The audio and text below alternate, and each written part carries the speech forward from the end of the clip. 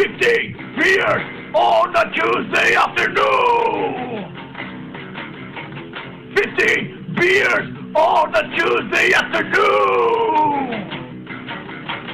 Fuck yeah!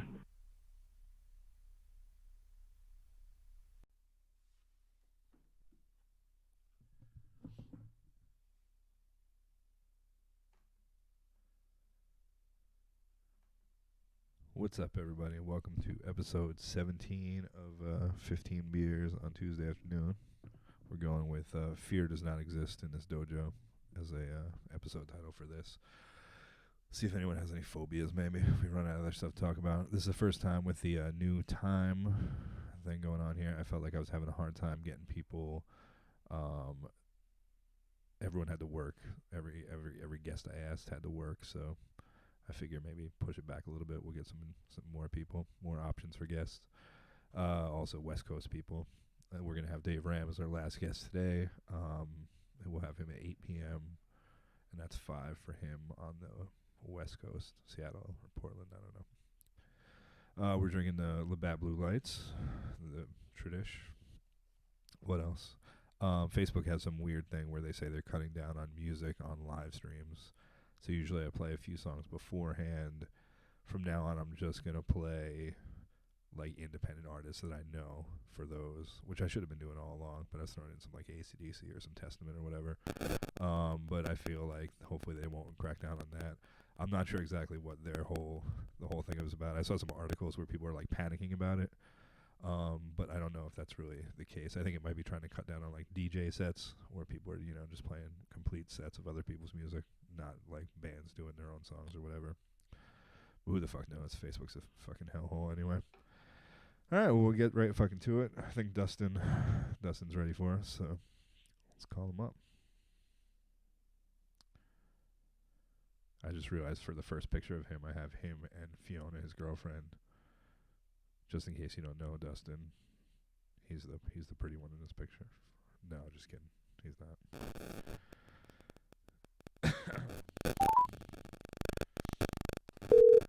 Hello. Yo, what's up? Whoa. What's happening, man? That's fucking loud. Not much, man. How you doing? Doing all right. Sweet. Excited to be here. Yeah, you are. You got some other interview going on today too, right? I do. I'm going on. Well, it's gonna be pre-recorded, but it's for a Universal Basic Income March happening on the 19th. Okay. Kind of a virtual march. All right. Which is kind of a neat thing that I'm being a part of. What does a virtual march entail? There's going to be different performances, and I mean, I guess kind of like the different concerts and stuff that we did over the past thing. Okay. What was that? Like different interviews of different people that are for it, and what Universal Basic Income is all about. Gotcha. And why it's important. All of those things. Is there going to be an Andrew Yang speech? Maybe. He's in New Paltz right now, and I think it's so. What's he doing in New Paltz? He's living through the quarantine. Oh, really? Up here. Yeah. He came Wow. up from his place. I mean, he was born in, I think, like Syracuse, so he's kind of from upstate. Okay, right on. I never really knew where the fuck he was from. Yeah. All right. What was his deal? What did he do before he got into politics? He's like a tech guy. Well, yeah, he was in the tech industry. He had a company that was basically promoting entrepreneurs in different cities like Detroit and Atlanta and different places that needed kind of a boost of business. So he was trying to get different people that would graduate college and things and would be the best of the best that would normally be lawyers or like get sucked into other industries and try to get them to go into places like that and really do startups and kind of create an economy in those kind of places. Okay. And then he kind of noticed the problem happening of basically machines taking our jobs or technology kind of surpassing the ability of places, like businesses like mine to even exist because of online shopping, because absolutely. I mean, new technologies and things. So, and the more that goes on, the less need there's going to be for, once like self-driving trucks or something like that happens. Like, exactly. They put so many jobs out. Yeah, and when you talk about self-driving trucks, it's not just a truck driver; it's every restaurant and hotel that they pass along that route. I Yeah, mean, absolutely. Yeah. it's a cascading problem that's kind of gotten pushed quicker because obviously now we're looking for quicker solutions now more than ever as we're not interacting more. So Yeah.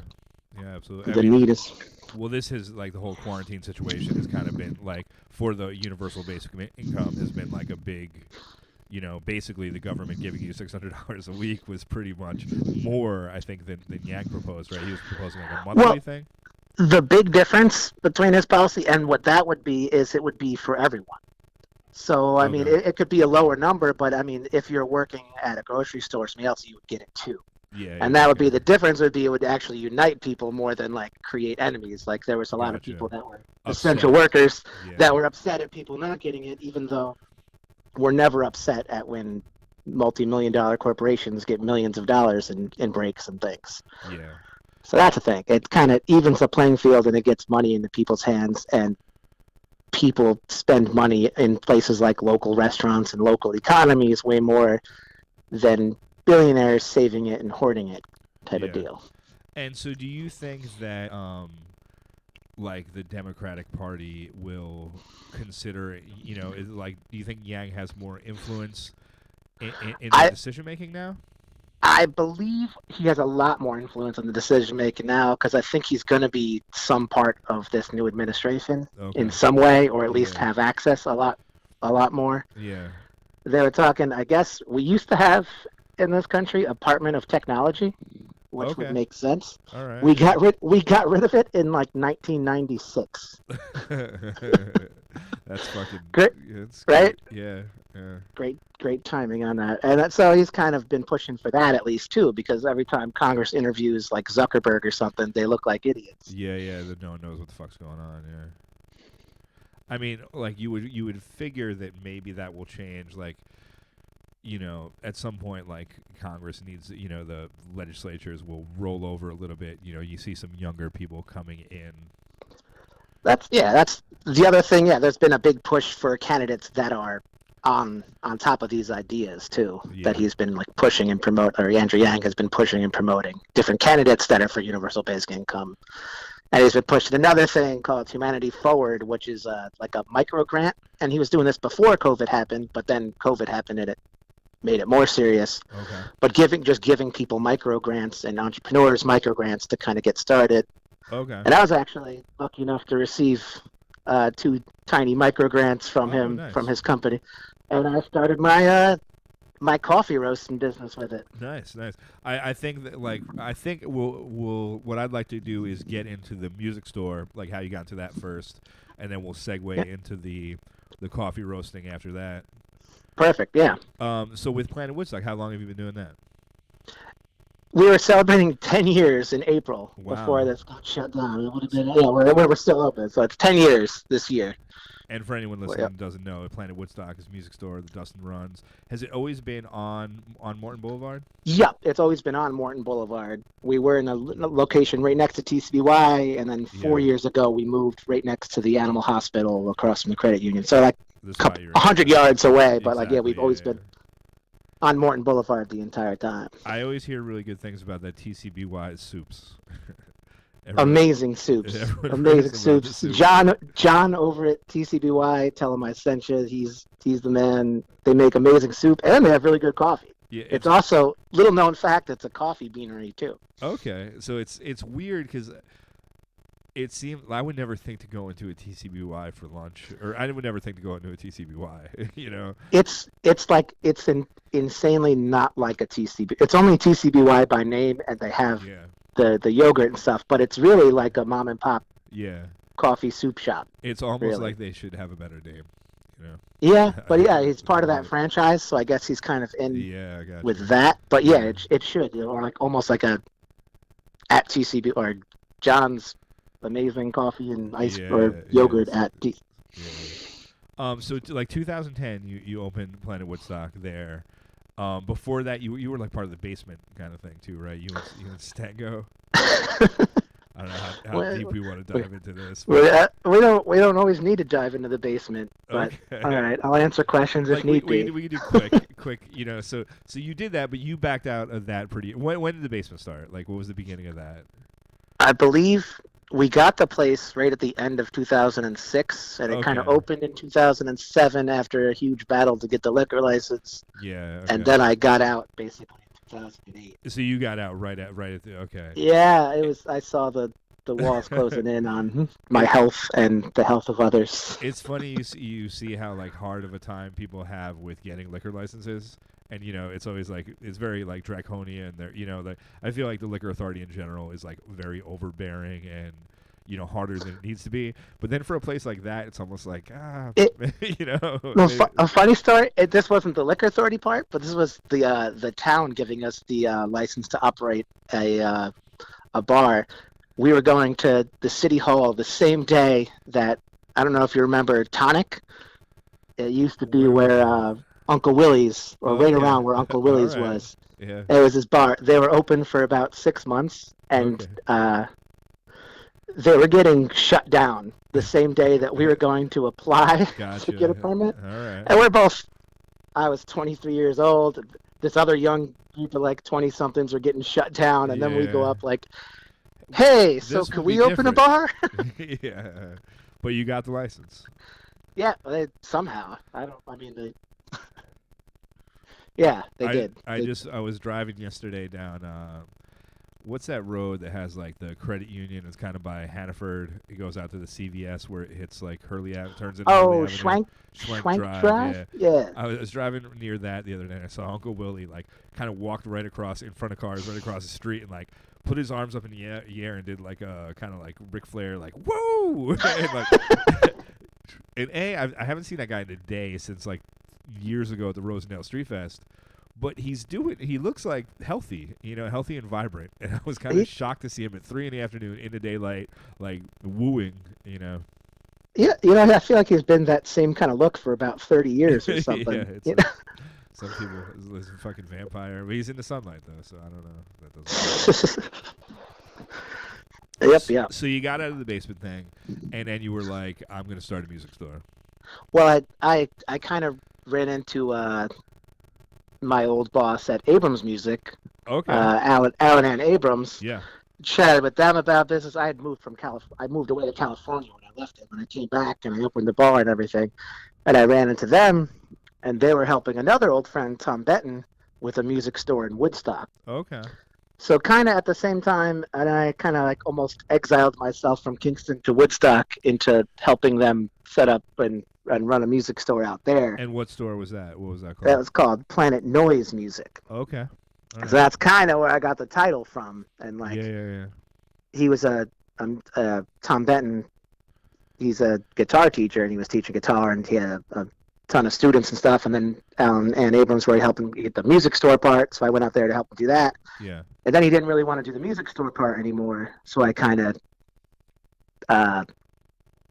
with a friend of mine, Chris Osberg, got together. We're looking for retail places, and we found Planet Woodstock Music out in Kingston. So we kind of changed the name, and Okay. Yeah.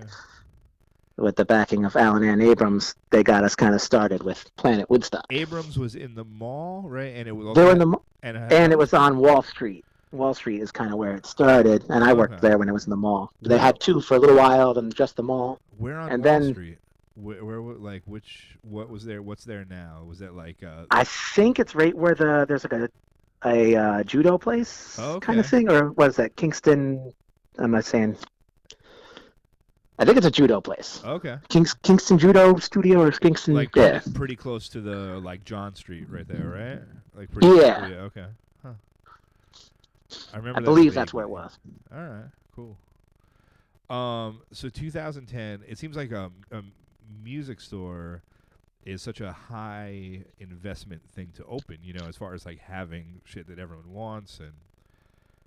Yeah, it is kind of difficult because there's so many different items in the music Yeah. retail thing that it's like, oh, do you have this little cable, or do you have this kind of drum thing, or do you have this specific guitar string? 40 So different kinds of drumsticks, that yeah, everyone uses that you're not. and the guy that comes in wants the different one that you don't have, and that. Yeah, so I think having the background of Abrams music and the help of them get me going with it. Yeah, definitely was huge. So, like, did you kind of take some of their inventory off their hands when they like went out, or is it like? Yeah, absolutely. Yeah, and they were stocking when it was Planet Noise music. They were kind of help stocking that, and then they helped kind of get me going originally with Planet Wood. So that's kind of what really enabled me to get going. The first drum kit I ever had was like a Sears Blackhawk or some shit like that. It was like $300 Sears catalog kit. But then my first summer home from college, I worked at this place called Duso Foods outside of Ellenville. It was like loading trucks for like 12 hours a day. It was like $6 an hour, but I worked like 70-hour weeks, so I made a shit ton of money. And I got my first like Tama kit from the Abrams in the mall, and that was like my first nice drum set. Nice. It was like a weird place to buy a drum set from the mall. What year was that? Oh, probably before my time. Yeah, that would have been 93, I think. Yep, I was probably taking guitar lessons there. There you go. Yeah, I remember that. Well, actually, probably not even yet. Yeah, I was probably like 15 or so when I. Anyways, I won't completely age myself, but we're going through my whole bio here. Nice, why not? Nice picture there with me and Fiona and I there. Yeah, I got that one. I told everyone before we started that you were the pretty one, but not really. I also, the two other pictures I have, we'll go to the you in a suit here. Right. But I have you in a suit with a beer, so I saved it as Dustin Suit Beer. And then I have another one where you're in a bear suit, so that one's bear suit.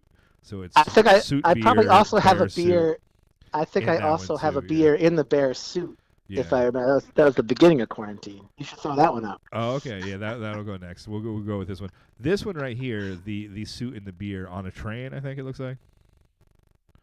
Is that what?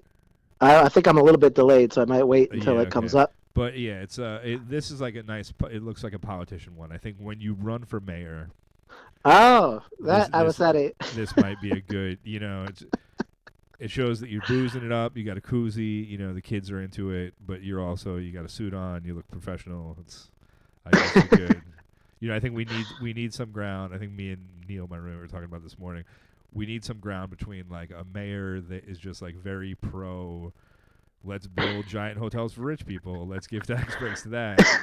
And then the next, like, it's always him running against some dude that's like, Van Blarkham, let's lock up every fucking Hispanic person in town, So it's like, obviously you have to vote for that dude, but there's got to be a middle ground in between those two dudes, It's such a big disparity. And I think that's like American politics in general. It's like there's some crazy, like, lunatic Wild West, right wing fucking, if you're not white, you should be locked in cages.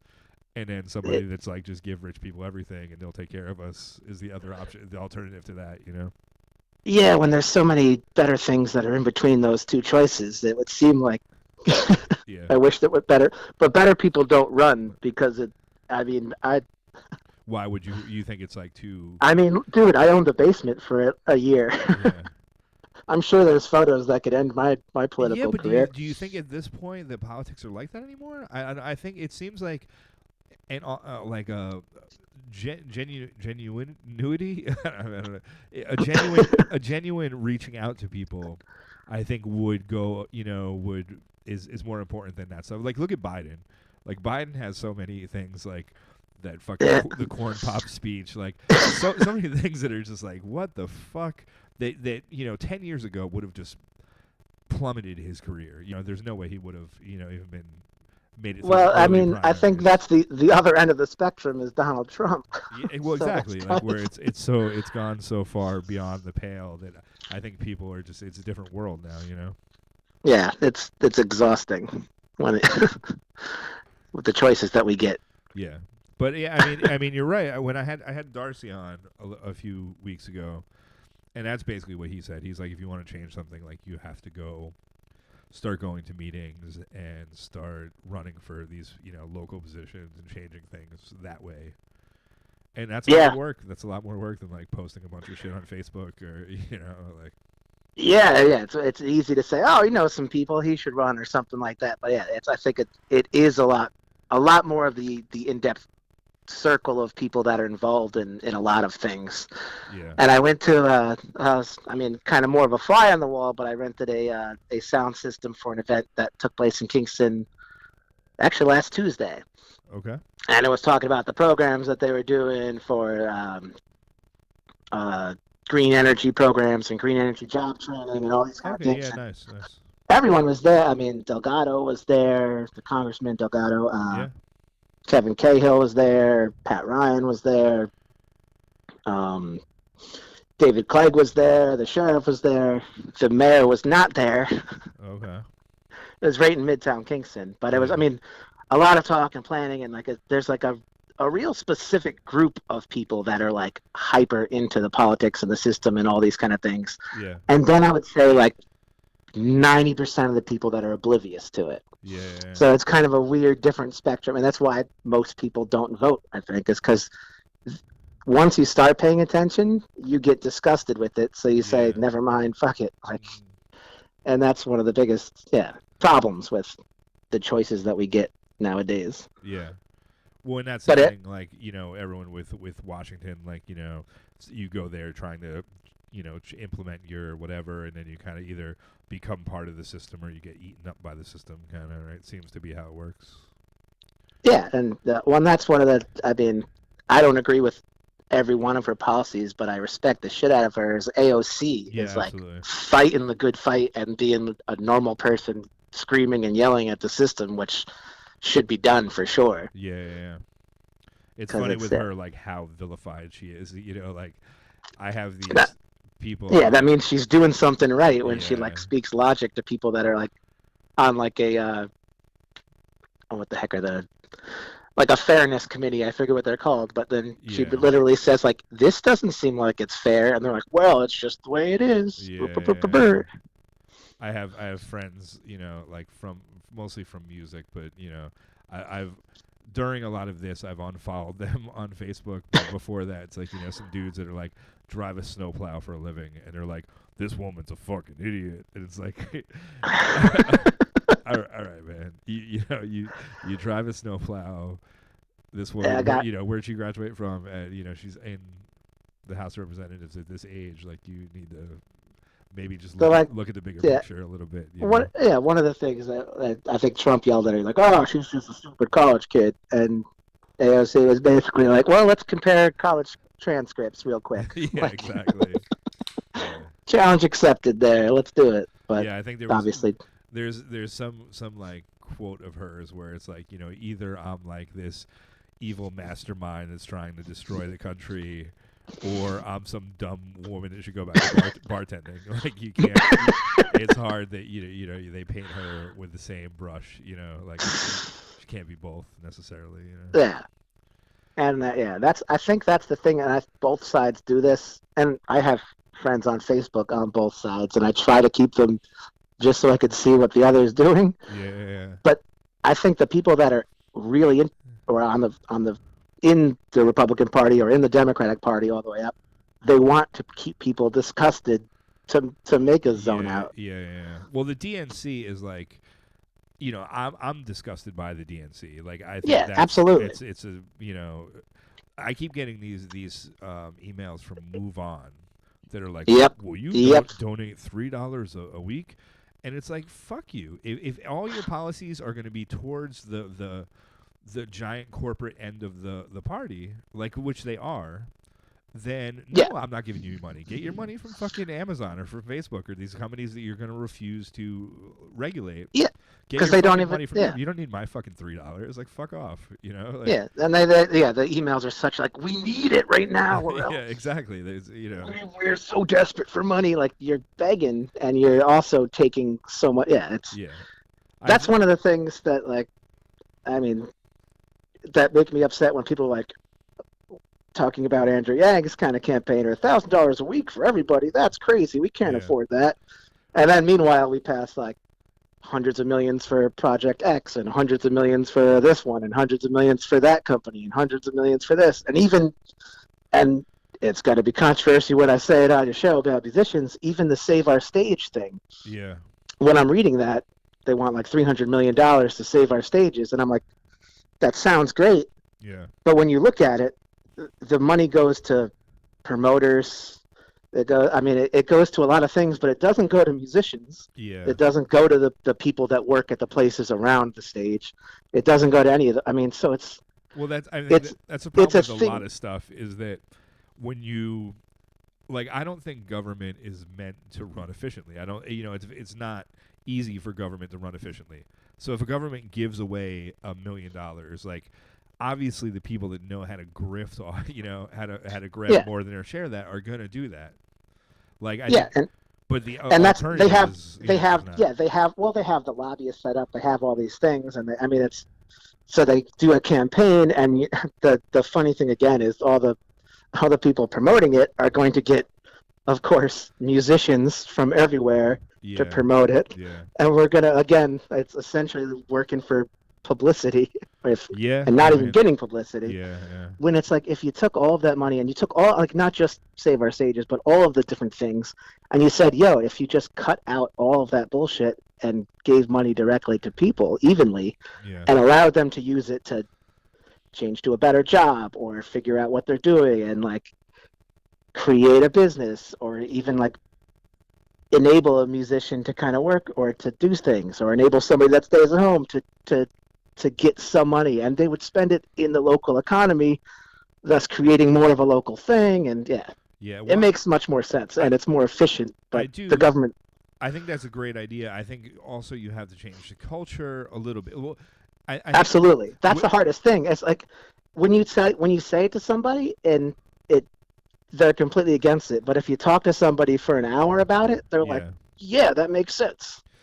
And I don't even mean about the people like that are opposing that, but like, someone making music and playing shows where maybe they don't make enough to live, but that's kind of, that can establish a like reputation or a feel for an atmosphere in an area that I think contributes to the area being a better place. We have Woodstock and this area in general, the Hudson Valley, I think has like kind of a rich music history, and I think it's important that we have people like here, that there are bands playing and there are things like that, like and they should be able to make a living even if they don't necessarily make a living just from that. Absolutely, yeah.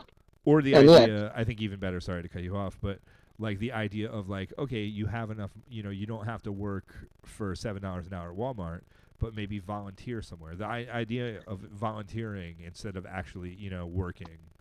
Yeah, it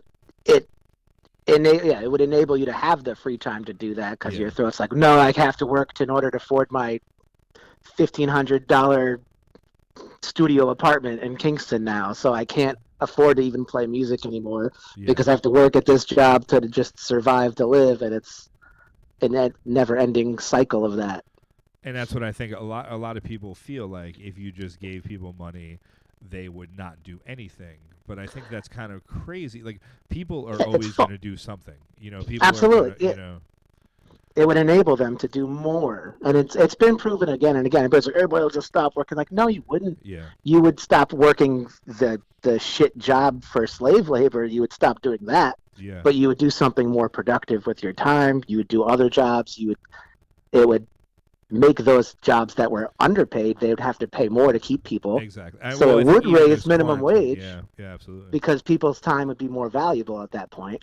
Yeah. So it would create more of a higher minimum wage that way, because if you want workers, they're not going to be like, well, tough shit, you have to work here in order to live in your super expensive apartment. You would have a little bit more power. Yeah, absolutely. Did you see where there was that Kingstonian meeting was like right before I started the live stream? I really need to be more involved in that. Yeah. And that's another project. And again, that's just it's rich people getting subsidies to create more expensive living to push poor people out, and it's ridiculous. That's why I think you need to run for office, man. And then I would need to go to these meetings. You would. I mean, instead of being on these fucking podcasts, you could So what are you doing for the other thing? You're just like recording a Zoom meeting kind of thing? I guess it's a Zoom interview with Okay. the Guaranteed Basic Income Virtual March. So Okay. it's with the same people. Yeah, it's 2 ways to participate: make mini marches in materials of your choice, place them in public spot. You know what? I'm gonna find out more and get back to you. I gotta. Okay. But Well, I it's mean, it's that I'm sure they didn't want to do like a real march because I mean I think the yeah. timing would be poor and I don't Yeah. I would be kind of against it. But so I like the idea to get the idea out there more and to Yeah. speak to it, Right like on. normalize it more to the point of where it's just the only logical step to do. So you're not getting drunk with me right now? I'm having a beer with you right now. I'm Okay. having a Sierra Nevada Pale Ale. All I'm right. actually That's still at my shop. I figured I'd do the interview here, but I needed to at least have a drink with you. There you go. Thanks. So Not gonna let a friend. 2010, to get back to this, we got on our little political tirade here. So 2010, you started the store, and like, was it rough going at first? Like, did you fall into how was it like? We were going. I mean, it was good. There's not a lot of music stores around, and I mean, Yeah. and the experience I had and my partner at the time, Chris, we had a decent thing going. He was really great at repairs. I was doing, the retail part. We kind of knew a roundabout of where to get items from retail wise, what people wanted, what were the more popular. I mean, so we had a good background Yeah. behind us when we were starting.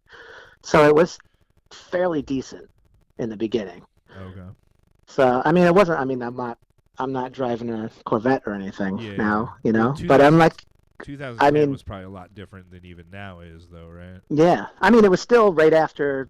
I mean, it was still a odd time to start a business like that because it was right after 2008's Yeah. recession and all Yeah. that kind of stuff. So yeah, it was difficult, but I guess I've grew like out of the business being out of those difficult times. You adapt and you figure it out as Yeah. you kind of go, and you do different streams of income. I mean, we do like lessons, we do PA system Yeah. rentals, we do band instrument rentals. We do, like we'd kind of not rely on like Christmas sales, and then you coast for a while. I Yeah. mean, Yeah. so you kind of have to adapt and do Because multiple you're not things. really selling a big $1,000 guitar that often, right? Yeah, exactly. I mean, the more popular items are probably between 150 and $400, are probably like Gotcha. Yeah.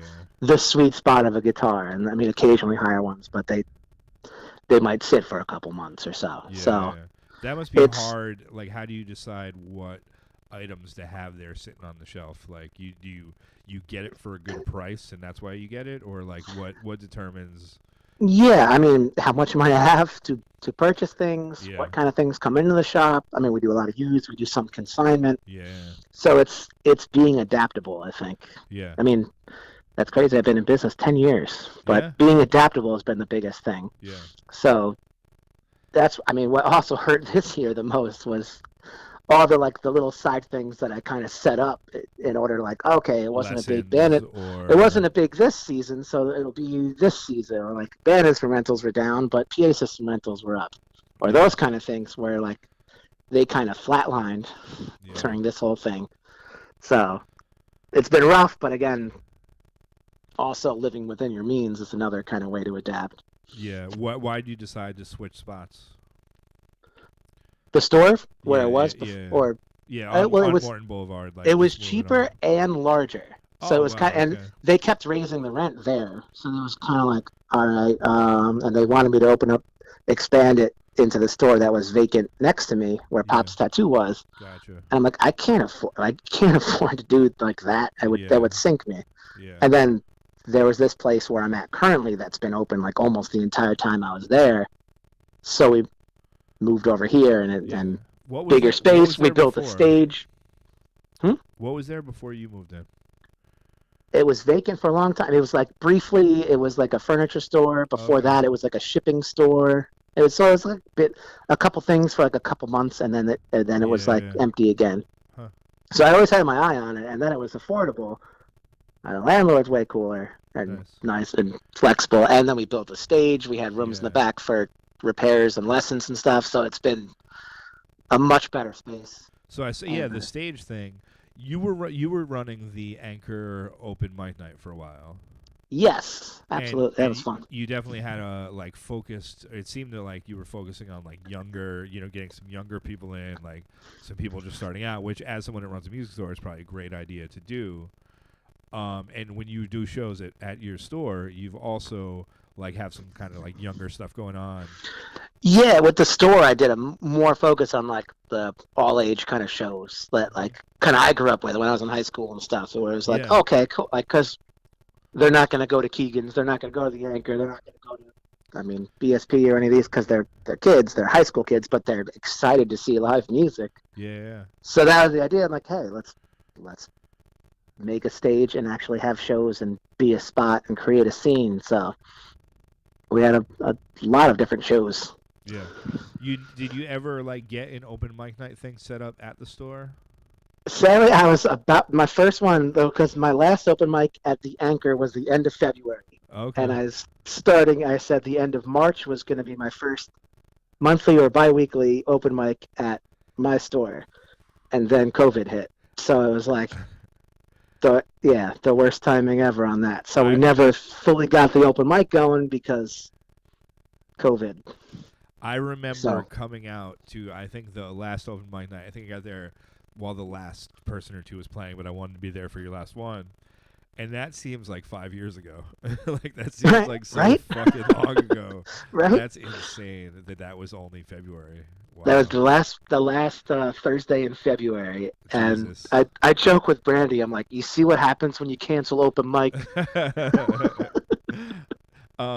don't know if you remember. Did you come to the show where we played with the goddamn Gallows at BSP? Yes, I was at that too, and we were joking about COVID and all that. Yeah, that was I like think right that as was it the had last started, but before everything shut down. Yeah, that was like the last time a lot of people were in public. Yep, I was at that show too. Yeah, and that also seems like fucking 7 years ago. Yeah, it seems like so long. That feels like years ago. Now the BSP is gone. That's insane. Like, even Uptown, the Uptown scene after this, like, I think Travis Snappers will still I picture just a bunch of raccoons, a skunk, and a possum, just like in Snappers every night, drinking the same way everyone was just before the fucking quarantine, And just a bunch of like wild animals just doing the same thing that other human wild animals were doing. Yeah, it's sad. I remember when we lived uptown and we'd walk out on like a Friday or Saturday night and there'd be music playing in like 4 different spots. Mm-hmm. And now it's going to be a completely different landscape. Yeah, 2 Ravens. There's going to be Snappers up there, Nothing's going to be going on. And that's one of the saddest parts because that's one of like the proudest things at Kingston. You're like, what do you want to do on Friday night? This show is going on here. This show is going on there. There's this event going on here. Like, it was... I mean, it kind of sucks as a band because you're always like, oh, we have this great lineup for the show at the Anchor or wherever you're having it. Then, fucking BSP has this, giant band doing an album release or something like that. Lara says my voice is much quieter, so let me fucking adjust this shit. All right. There, I think that should be because I'm a loud person. Yeah. But yeah, that's gonna be interesting. The whole like uptown live music, how that works. Like that BSP spot, the way they brought in bigger bands, or they had the opportunity to bring in bigger bands. Yeah, and even like the different community events they did, like Halloween, New Year's, or any kind positive, of certain, all those different things that brought everybody kind of like the meeting ground, and then you'd branch out from there and go to other places, type of thing. But yeah. It sucks having that big of a space empty, which is what it was before. And I think the landlord wants to keep it like that. I don't think right? From what I've heard, he doesn't want to open something else there or like let someone else kind of take over. And that's terrible. That's terrible for Kingston. Yeah, it is bad. And then you have the big push for the Kingstonian, and that's just going to make it it's going to turn into, it's going to be a bunch of commercial type places instead of local mom and pop shops. Well, that's what it seems. It seems like a place like that in like Baltimore or something like that, like a bigger fucking, I don't know, like some city with 500,000 people or like 1 million people, not a 22,000. You don't need that in uptown fucking Kingston. It doesn't seem like to me, but yeah, what kind of shops are you going to have there where people can actually afford rent? Exactly, and I think some people, like as a dog walker, I might do what, the more high income housing you get put in here, the better for me, I guess, because people that can afford me to overcharge them to walk their dogs. But, for the majority of people, yeah, it's not a good thing. Yeah, I mean, well, then it's going to be just a society that caters to that group, or is it going to be a society that caters to us? And that's exactly. the two different. Yeah. And I think if you have people that aren't from an area just visiting it, they're obviously not invested in it. They don't want the area to thrive as much. If you have a street where everyone owns their own home, everyone's, invested in making that a nice street for everybody. Everyone wants their home value to go up, or everyone wants a nicer place to live necessarily, Yeah, but if you have an area with If a it's bunch all of Airbnbs, a super high-end apartment complex, then you have it's just another generic city instead of a creative city. Well, that's how the whole tech industry seems to have just gone through everything, and it's like, well, okay, how can we make money off this? Oh, music, Spotify. Here we go. Let's just leech all the profits off that. Hotels, Airbnb. Let's leech, let's figure out how to cut all the expenses and still make the profit without doing anything but provide the format. Yeah, and push all of the tax exempt things and all of the tax incentive things are companies that could afford to push, and lobbyists are companies like that. Yeah, absolutely. So, music store for 10 years, and then you decided to get into the coffee roasting. Yeah. All right. Well, my friend and our friend Thomas was feeding me some coffee from the place that he works. I'm gonna let you tell the story, and I'm gonna take a quick minute. I'll be right back. Yeah. You start the story. Yeah. So he was feeding me some coffee from the place he worked, and we went through so much coffee and then he stopped doing that, and then and I kept thinking about getting a roaster and talking to him, because he roasted coffee for a living.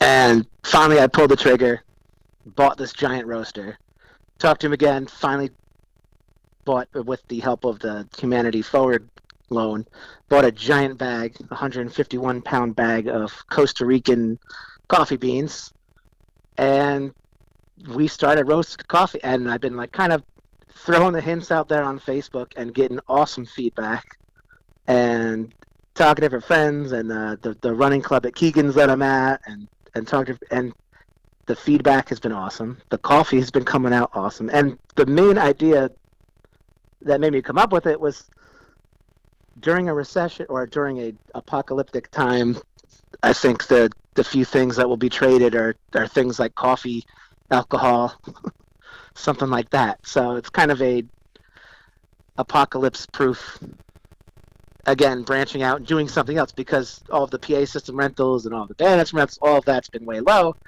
It's something else that you could adapt and do. So you're doing the roasting right in the store? Not in my store. Actually, I'm doing it outside of my house. Okay. So I'm kind of treating it like a separate business in the backyard. It's All like an outdoor roaster. It's about the size of a grill. It weighs 200 pounds, and it can roast up to 25 pounds at a time. All right. But it's been really fun. It smells delicious. My house now smells like a coffee shop. Nice. It's amazing. And I've been selling.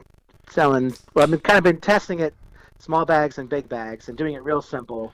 I've been doing a medium roast, a dark roast, and a blend of the two. And I've been selling out each week, and I've just made the Facebook page today and decided fully on the name. What is the name? What are you going with? Rondout Roasting Company. Okay. Dave Panulo commented Mean Bean. Mean Bean. Yeah, he's been egging me on this whole time. Okay. Mean Bean. Rondout. I told him whenever I messed up a roast, or which I haven't yet, thanks to Thomas. Thank you, Thomas. Yeah, knowledge. Author. Author Thomas Devins. Yeah. I'm almost done. Have you read it? I'm almost done with it too. I am 3/4 of the way through. Yeah, me too. Yeah, it took me a while to get acclimated to all the characters. Our friend Thomas J. Devins has a novel out. It's a debut novel called Stone and Shield, right? Stone and Shield. Yep. Yeah, and it's good. It's a whole new fantasy world, so it took me like a while to get acclimated to who was who and what was going on. But yeah, luckily in the back I flipped through it a couple of times to see who was on what side. You know, he's got a little glossary in the back of who's on what team, basically. Yeah. But it's and the map too. But the map, I have some issues with the map. Next time I get drunk with Thomas, I'm gonna probably give him some grief about that map, because there's a lot of places he references that aren't on the map necessarily. You know what? Yeah, like a zoomed-in map would be cool. Like when you visit a city, you see the state, and then you visit the city and you zoom in on it. Or even beyond that, like especially there's 2 other continents that aren't on the map at all. Like even if it was, I don't know. You know what? He's gonna have other books. He's already working on the sequel. So. I know. Yeah. Exactly. But I'm not into the fantasy novels usually, but I'm kind of sucked into this one. So. Yeah. Good. Nice. Good. I like the format. It reminds me of Game of Thrones, like I'm watching episodes of it. Okay. The perspective thing. Oh, but yeah, anyway, yeah, he's doing good. Thomas should be on your show. I tried to get him for this, but he has Dungeons and Dragons tonight. I was gonna have you guys are gonna both be on the same show, but yeah, busy man. But he helps me roast in between his Dungeons and Dragons and writing and working. Yeah. Do you have like a logo on your bags or whatever? You're doing to more restaurants and stuff like that, so it's not like right now I'm just selling it to people, and my goal is to have it with the logo on the bag and have it in places like grocery stores and that kind of shit. Yeah, like little small grocery store type places is my round out roasting. Round Out Roasting Company. And Fiona came up with it. You have a Facebook today. You just made the Facebook today. I just created the Facebook page, so you could search for it. Round Out Roasting Company. If someone listening wanted to order from you, how would they go? They'd have to like Facebook you, and then it'd probably message. I could do PayPal. I could deliver anywhere in the area. I could do PayPal, Venmo, and I was just talking to some friends on another thread about shipping it. So I got to figure out how much it costs to ship the coffee. Gotcha. And I could probably get that going as well. All right, that's it's great. And then 3 different, and it's been going good so far. Do you have any restaurants like on board? I was kind of holding off. I was kind of going slowly. Was my plan on this, and really do like friends, family, and like extended friends kind of thing, which has been going well before. And I wanted to wait to get the logo and the website and everything set up to be more official before I would go to a restaurant. Is it the kind of thing that like you think you'll be better at it a month from now, or like you kind of know what you're doing on now? And I feel even like I think we've done 3 weeks of roasting, maybe 3 weeks of roasting, and each time it's honing it in. I mean, so it is getting better. Having Thomas was huge. He's got like 10 years experience roasting coffee. Yeah. So like, if I went in without him, I'd be probably way further back than I am now. Like, just the small hints and stuff that he gave me. But every batch has been coming out good. To the point that even the beans that he told me to get specifically were like so. Where do the beans come from? They come from like South America? The ones I got, I mean, it's a 151-pound bag, so I bought one of them because they cost about $500. Thank you, Andrew Yang. Is it? For the mini grant? Okay. The Humanity Forward grant there. So I bought one giant bag of one. So I want socialist coffee. Like a coffee kind of flavored thing. So he was like, "Oh, get Costa Rican. It'll be a good one." So the medium and the dark roast, they're perfect for people that like coffee and not like flavored stuff or anything. Okay. So, and you make those. I don't know shit about coffee. You make those with the same beans. You just roast them for different amounts of time. Different. I mean, it's the same bean. Yeah, the same beans. You just roast them. Okay. I mean, what it sounds like. The dark one roasts longer, and the medium. Well, I mean, kind of longer, and the medium one kind of less. There's a little bit of science to it, and like the different crack of the bean. There's some of that extra things that I've been learning. Yeah. I have also learned that dark coffee weighs less and takes up more space than like a lighter or medium roast coffee. Like so the liquid itself? Nope, the physical beans. Yeah, so like they pop a little bit larger the darker you get. Huh. So you could fill up a bag and it would weigh less than a half or a little bit less filled bag. Oh, I see. Okay. Lighter roast. Oh, okay. Yeah, you're just selling the ground beans. Is that what it is? Well, I'm just doing the bean. I'm not grinding them yet. Okay. I don't have a grinder yet, but Oh, so you're just selling people roasted beans? Yeah, roasted beans, nice bags. They got a cool little clear things so you could see what color the roast is on them. Yeah. It's But I need a logo. Like drugs, but it's just coffee. Yeah, I'm now. I mean, now that you put up my little political picture there, yeah, I'm a drug dealer now in Kingston. Honestly, we've seen. You could say, I could sell, cocaine on Wall Street and still get elected mayor of Kingston. You need to just have that kind of bravado. Probably, I wouldn't be the first mayor that was doing that. Oh, that was that Gallo? Yeah, he was like a fucking lunatic, right? Oh, Kingston. Yeah, the long legacy of mayors that have been questionable. So see, I think your dark past, the anchor, just not the anchor, the basement, just the fact that you left right off the bat, like that shows great judgment, in my opinion. I think that you use that. Okay, here's my candidate, blackout drunk at the basement. All right, well, I started that business and then left because I realized it was going to be terrible, and then I couldn't stop it from being terrible. And there you go. You just like. All right, Kevin, you're gonna be my campaign advisor then. Yeah, I think you need someone smarter than me for your campaign advisor. I bet I could write some speeches. I could do some. I would, and I want every time somebody better than me. I feel like is out there. And again, there's that small world of people that are really hyper into the political scene. Yeah. I'm like 1 or 2 degrees away from that. I know the people. I know all the players. I give them music equipment. See, I think this is the problem, though, with the political thing, is that you think there's someone better than you, right? But some like, like I said, some guy that drives a snowplow or, does whatever, like drives a fucking cement truck. Not that there's anything wrong with that, but that's a dude that makes this YouTube channel that gets 100,000 followers, and he's like, I know all the answers. He doesn't think that there's someone better than him, smarter than him. He thinks, Yeah. And then it's him versus the guy that's completely for nepotism and exactly. It's like the system as it is, working only for the rich, or, this far off, like right wing, lunacy. Like, I don't fucking know. This is only the first interview. I don't know. This might be How do I get somebody like Tommy Keegan to run? Tommy Keegan, yeah, I think okay. There you go. He'd be a good one. Yeah, you know him better than I do. Get him in there. Start pushing him. And I think to an extent though, it seems like you need like a coven. There's probably a better word than coven, but like how like Ryan and Noble, like it seemed like they're kind of like a younger barrage of legislators that are coming in at the same time. Yeah, that's everybody that was at the thing, like Delgado, all of that. Yeah. There was the 2 old school ones. And one was fairly new to it, David Clegg. Yeah. And who was perfect DA. What did he do? What did he do before he was DA? Was he just a private lawyer? Yeah, private lawyer. He did. A lot of work with groups that really needed it, and like pro bono stuff. And he was like a deacon at his church. And he was a good community person and great family and stuff. Clegg was my guy of choice. But again, I do like the younger kind of groups coming in. Like even Delgado, younger dude.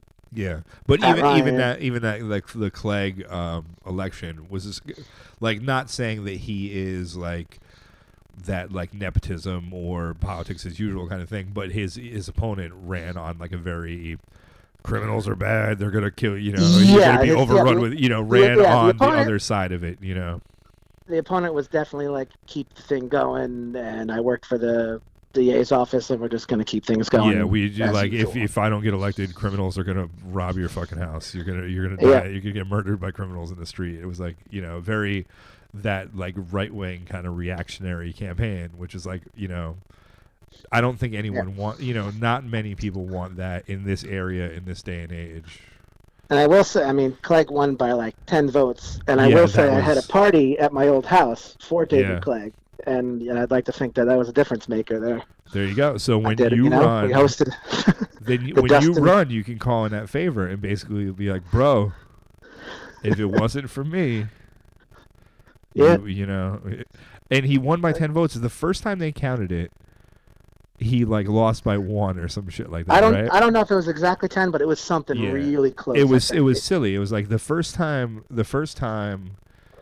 the first time they counted, I think he lost by 1 to Kavanaugh, right? That was his opponent. Yeah. And then they recounted it, and he won by. I think it was more than 10, but it was it's weird that it's a fucking election in this era of technology, and the count was wrong. It was off by like 80. How the fuck does that like? Well, yeah, I think there was a lot like absentee votes and a couple other things, and I don't know. It seems from when I was first able to vote to now, it's gotten like harder and harder to count. It seems like, and which is probably due to the Department of Technology not existing anymore. There you go. But it's just, and that's the other fear of this next election that we're having in November is going to be like we're not going to know until like the day before the inauguration of somebody. Yeah. Oh, I mean, I saw like an article like China, Russia, and Iran are trying to hack the election. Like we've been fucking with elections in countries for fucking 70 years. At least, so it sounds like each one's picked a different side, so they might cancel each other out. Or we should have been prepared for, like, how are you not prepared as a country that has done this shit for 70 fucking years? How are we not prepared for other people doing it? When somebody, it's like my thought too, like the audacity of somebody messing with beyond power. the audacity, you just know that someone's going to do it. Of course they are. Why wouldn't they? Like we're competing in a global economy. Of course they want us to be weaker, so they want some idiot like Trump to fucking ruin the fucking country so their economies are stronger. But the fact that we're not prepared for it is just bananas. It's like it's the like what's an aircraft carrier cost? Like how many aircraft carriers do we have? Like just spend some of that money on like whatever tech infrastructure. Things that I don't understand how to build an aircraft carrier, but I also don't understand how to protect it. Well, the problem is people go to Congress and they yell at Mark Zuckerberg about how his iPhone doesn't fucking load correctly. So like, that's the problem. So we're fucking doomed. Is that basically what you're saying? I mean, there's some hope, but it. Lara says that Matt can make you a logo. I see that. Yeah, I think I liked it. All right. Oh shit. Yeah, I do need a logo. Yeah. So coffee, the music store. You got this on. How are the Keegan's runs going? Good. I hurt my ankle last week. Oh no. Riding back from Dave's house to my house on my bicycle, but they were going well. You got to go up a big hill to get to your house from Dave's, right? You got to go up the. I do, yeah. Where do you go, up it's Stephen? A big hill. Or what? Up Stephen Street. Yeah. I'd have to walk. In an undisclosed plot on top of the hill next to a water tower. I love that water tower. I like water towers in general, just how like you can see them from so far. Yep. I do miss Washington Avenue though, man. Being close to things, but at the same time, nothing is there anyway anymore. So it's a weird. Yeah, it's not like you could walk to bars or what have you. Yeah. How's living in a house full of McElroys? Dustin and the McElroys. It's been good so far. It's not too bad. There's enough spots and nooks to hide away if need be and everything. Yeah, you got some space. All right. Smells like coffee. There you go. How's Mal doing? Delicious. Mal's doing well. Mal's probably the most isolationist out of the group. He's kind of been quarantining pretty well. He'd probably win the quarantine points. I feel like that's just his nature, is to just like sit in his room and smoke weed and drink liquor. Yep, he just got a fretless banjo. So okay. He's rocking that, which is nylon string fretless banjo. That's just pretty cool. It sounds good, yeah. Yeah, it's got like a quieter sound, so he just rocks it out all the time. That other one was fucking loud. The last one I bought. Yeah, he's got his like in-house banjo that he doodles with, and then that super loud live sound kind of one. Right on. I do need to get in touch about picking up some kind of rack. I don't know too much about racks, so maybe I'll have to come look and see. I do have a couple of used racks in the shop, so maybe stop in and we could take a look at a couple of them. Yeah, when are you? 1112 Morton Boulevard in Kingston. There you go. What days are you there? I'm here Monday through Friday, 1 to 6. Oh, you're there every day? Sometimes Fridays I'm not here. Okay. All right. And then Saturdays, 11 to 4, we're open too. All right, cool. Well, it's been great talking to you. Is there anything else we want to go over before I let you go? No, man, it's been a great time. The funny thing is, I think right when I was moving to my new spot, was one of your, like, that day was your first show on here, and I tried to call in back when it was kind of a little bit more anarchy. Oh, you're moving to your new apartment. Yeah, right when, I think it was the first night we stayed there, and I called in, but my phone died like 2 words in. I think that was like early on when I wasn't even like I was doing a live stream, but not you weren't doing phone. them for I was anything. just randomly calling. Yeah. I'm thinking about moving them to YouTube next week. You're moving it to YouTube next week. Do you think? What do you think about? You have any thoughts on that? I think ultimately it'd probably be better, but harder to get followers. I think to get people engaged. Yeah, because I see like you could kind of scroll through Facebook like, oh yeah, that's on. YouTube, you got to have the followers and that know what time they're going. I don't know that I have that many people that are just like randomly. I don't know. It'd be interesting if anyone's listening. Let me know. Like if you were just randomly scrolled through this and you decided it was interesting and listen to it. Well, that bump. You got 12 people watching. At least I'm looking at it now. Exactly. That's what it says now. I don't know if that thing's always that accurate though. Like we've had very very little comments so far. Because sometimes people do watching parties and that. Yeah, so it's more than one. Yeah, exactly. Yeah. I don't know. I feel like Facebook. The less time I spend on Facebook, the better. Do YouTube. I mean, I try to help promote it, and then you could just link it from Facebook anyway. Yeah, Facebook's bad. We need to start getting away from Facebook. Yeah, because not that YouTube's not. I mean, YouTube's like a QAnon fucking cesspool as well. But it is what it is. Yeah, I mean, what are you? We got to. Facebook's. We could talk for another hour about how Facebook's being terrible to musicians as well. Yeah. But you could probably bring that up to the next guest. Who is that awesome? Is Dez coming on next? Dez is next, yeah. Dez worked with me at Abrams back in the day. Oh shit! All right, good. We almost share a birthday. She was selling some Nissans, so I had to give her some extra time to get ready. Ah, nice. Closing some deals there. Closing some deals. Awesome. But yeah, all right. Dez and I go way back. All right, but thanks for having me, man. Yeah, dude. All right. Out and check out Rondout Coffee or Rondout. Yeah, buy some guitars or some coffee from Dustin. Thank you, man. Have a good one. You too, bud. Later. All right, that was Dustin from Planet Woodstock Music and Roundout Roasting Company, coffee and music store owner motherfucker. We'll get some Dez next. Take a quick break here. We'll play some Big Sister from Dez's band here.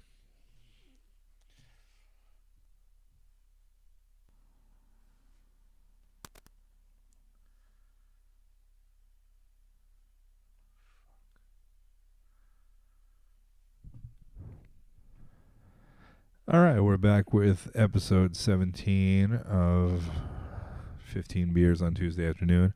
Seems like we're having some trouble with the Facebook live stream. I shouldn't have talked shit about them. You talk shit about Facebook, they're like, fuck you, we're sorry we're having trouble playing this video. I'm not sure if it was because I was playing music or not. But I think I'm just going to go on and call Dez and do this interview. And it'll be up on podcast sites afterwards. We might not be live. I don't know. Maybe it'll fix itself. Who knows? But let's give her a call. Let me go back to this screen here.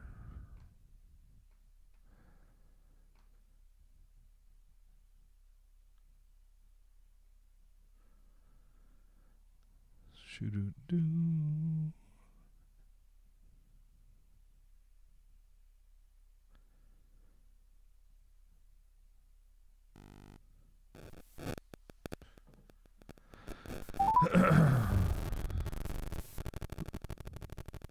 Hello. Hey, what's up, Dez? How are you? How are you doing? Doing okay. How was the day at the Nissan dealer? That's where you're working, right? Yes. Very slow today. In Kingston, where is the King? Is by the Kingston Nissan, right by the traffic circle. Okay, it's kind of like by the Ford dealers in front of you guys. Yeah. How's that work with cars? Like you obviously don't sell a car every day, right? Well, right now it seems a little wacky because of everything that's going on with, everybody going back to school and people that would normally be home or probably home with their kids. Yeah.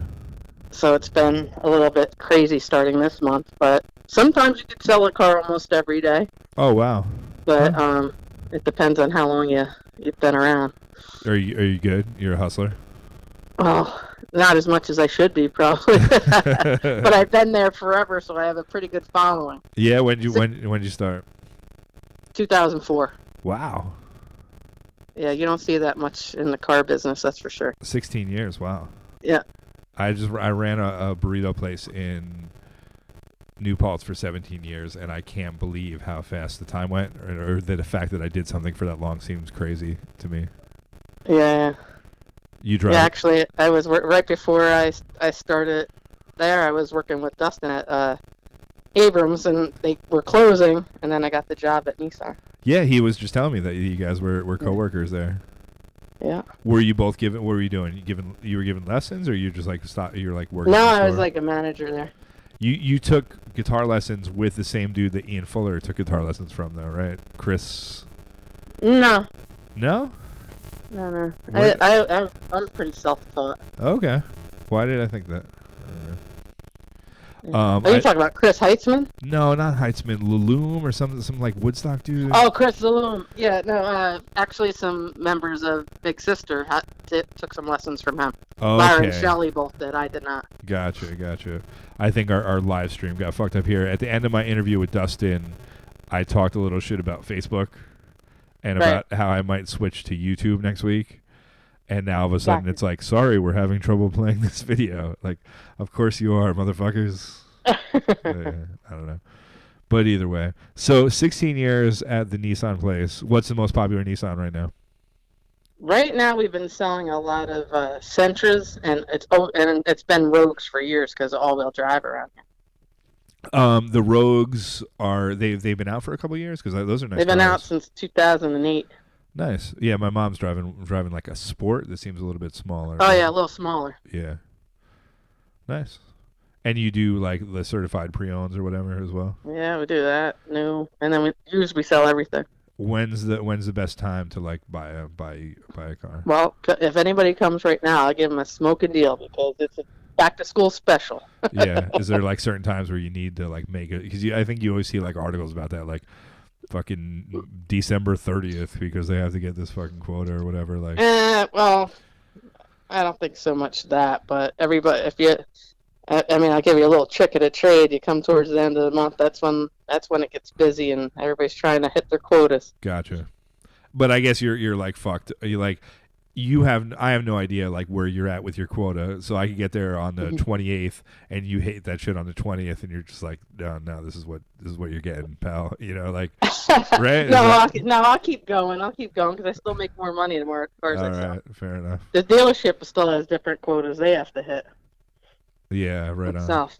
on. I remember like 2004, I bought a brand new Forester. And I was like shopping for cars, and it was like, I guess it's right when you fucking started, which is funny. But I remember going to the Volkswagen place, and they're like, "Oh, well, what are you looking for?" And I was like, "Oh, well, I play drums, so I'd rather have some space in the back." And he's telling me some story about how one of Pearl Jam's like roadies bought a car from him. And it's like, what the fuck do I care about? It's like this is so like, it's like he's trying to relate to me, but it just doesn't make any sense. Then I went to that fucking Honda place across from Subaru on like whatever, the Eastchester or whatever the fuck that is. And this dude was like an Elvis impersonator. Oh, and yeah. That's all he would fucking talk about is how he was trying to sell me some CRV for like $18,000 with like a cigarette burn in the roof. And like the whole time he just talked, about his Elvis impersonating career. Did he ask if you had to shake a leg? Yeah, it's like, get the fuck out of here, man. I don't know. Has the like the whole COVID situation affected car sales? Like, did it?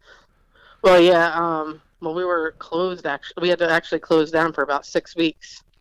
Right in the beginning, and like April. Right, and then we came back, and then it was super busy for like a month and a half. But the problem is we are having an inventory problem, which everybody is.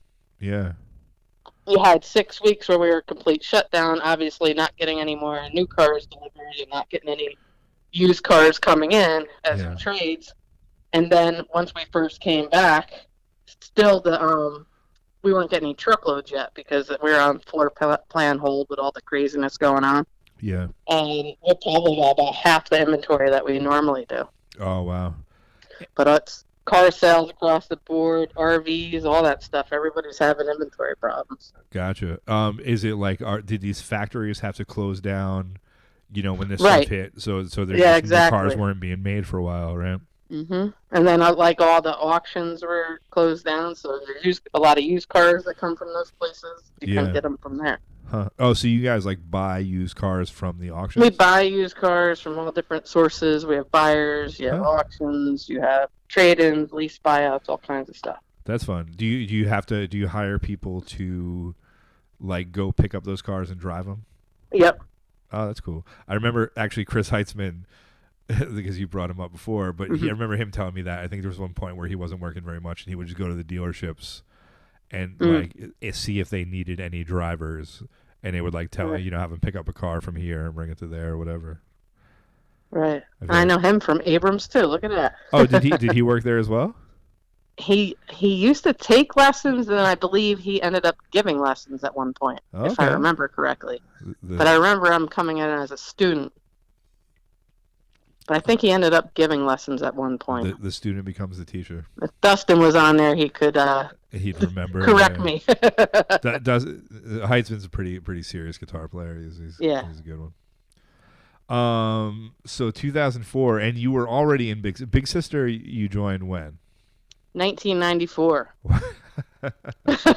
And yes, I am still playing with him now. Yeah, that's fucking amazing. Like, I started playing music with Ian Fuller in 1994, and we're still kind of like trade songs back and forth or whatever, but not Ian consistently. Fuller? Yeah. I worked with Ian Fuller back in the day too. And in Family of Woodstock, is that where you guys? No, we worked in a grocery store when we were teenagers. Oh shit! Okay, all right, that's where it's from. Because I remember, they might have been like 94-ish. I think I saw you guys at the Rosendale Street Fest. Were you doing like the Big Sister at the Rosendale Street Fest in that era, or was that before? Probably the year after. Okay. 95. And then it stopped. I didn't join with them until the fall. What? Gotcha. But then the Rosendale Street Fest stopped for a while. Yeah, correct. Yeah, we used to like headline it for years and years and years, and then it stopped for a while. And you guys, like, how'd you join that band? Well, the funny thing is, if any of my band members are listening to me, they're going to like slap me for this, but I had a friend that, my friend Lisa, for years would say to me, hey, listen, this band Big Sister is looking for a bass player, you should play with them. I go, wait, they play blues? I'm not playing with those girls. And I was a metal bass player at the time. Oh, okay.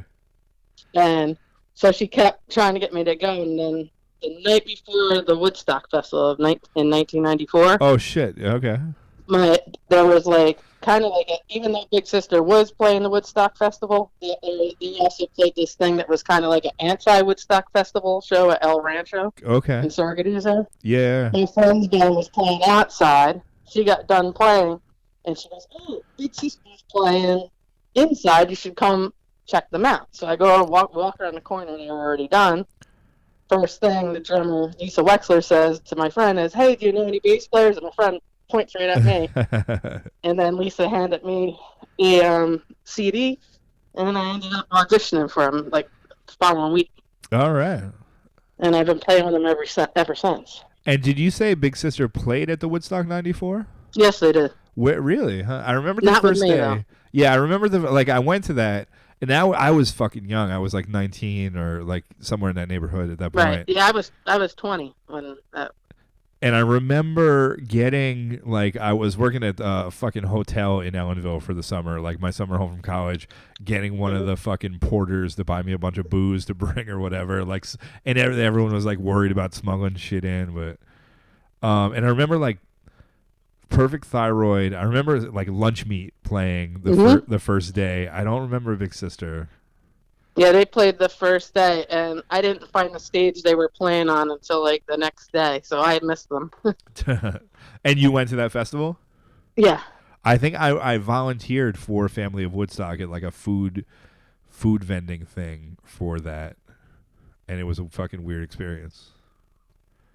I think by the end, like we were like trading, chicken sandwiches for like. At one point, some dude had smuggled in Jack Daniels in those like Otter Pops. He like cut them open and let out the Otter Pop stuff, and then put in Jack Daniels into each one, and then duct taped it.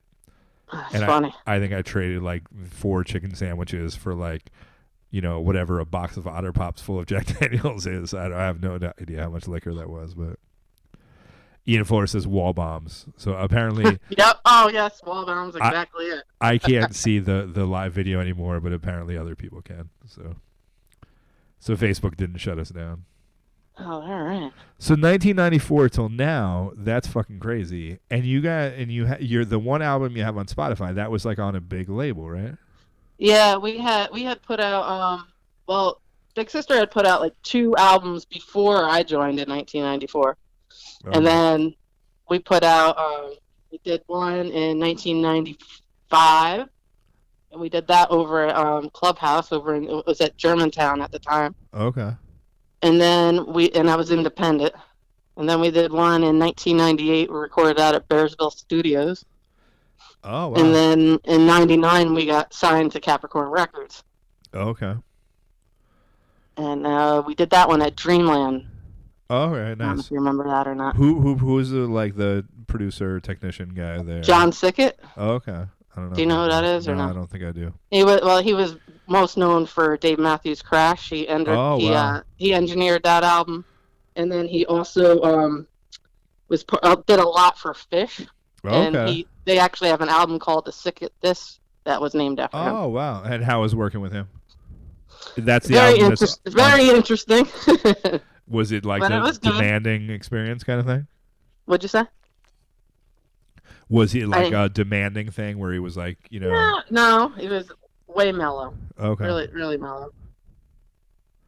But it was good. The album came out great, And like, how is that putting out an album on a label that size? Like, were you guys touring at the time? Were you touring before that? Well, at that time, we were like as you can imagine. I mean, back then I was in my 20s. I was super excited, like thinking this is it. We made it, and we're thinking we were going to be touring and all that stuff. And we were actually on our way to when the album. It was a couple days before the album was coming out. We were on our way to go play at the Rock and Roll Hall of Fame out in Cleveland. Oh, fuck yeah! And as we're driving there, one of our friends, Patty Rothberg, calls my cell phone to say she just got the new Rolling Stone magazine, and we were in it and got 3.5 stars. Okay. So we had 2 carloads of people like screaming, like woo, as we're riding down the the highway, like thinking this is it. And my guitar players were in Guitar Player magazine. The drummers were in Drummer magazine. I was in Bass Player magazine twice. Wow. And then the label went under. Oh shit. Yeah, so it was really exciting. We thought everything was gonna, happen for us, and then it just kind of flopped down.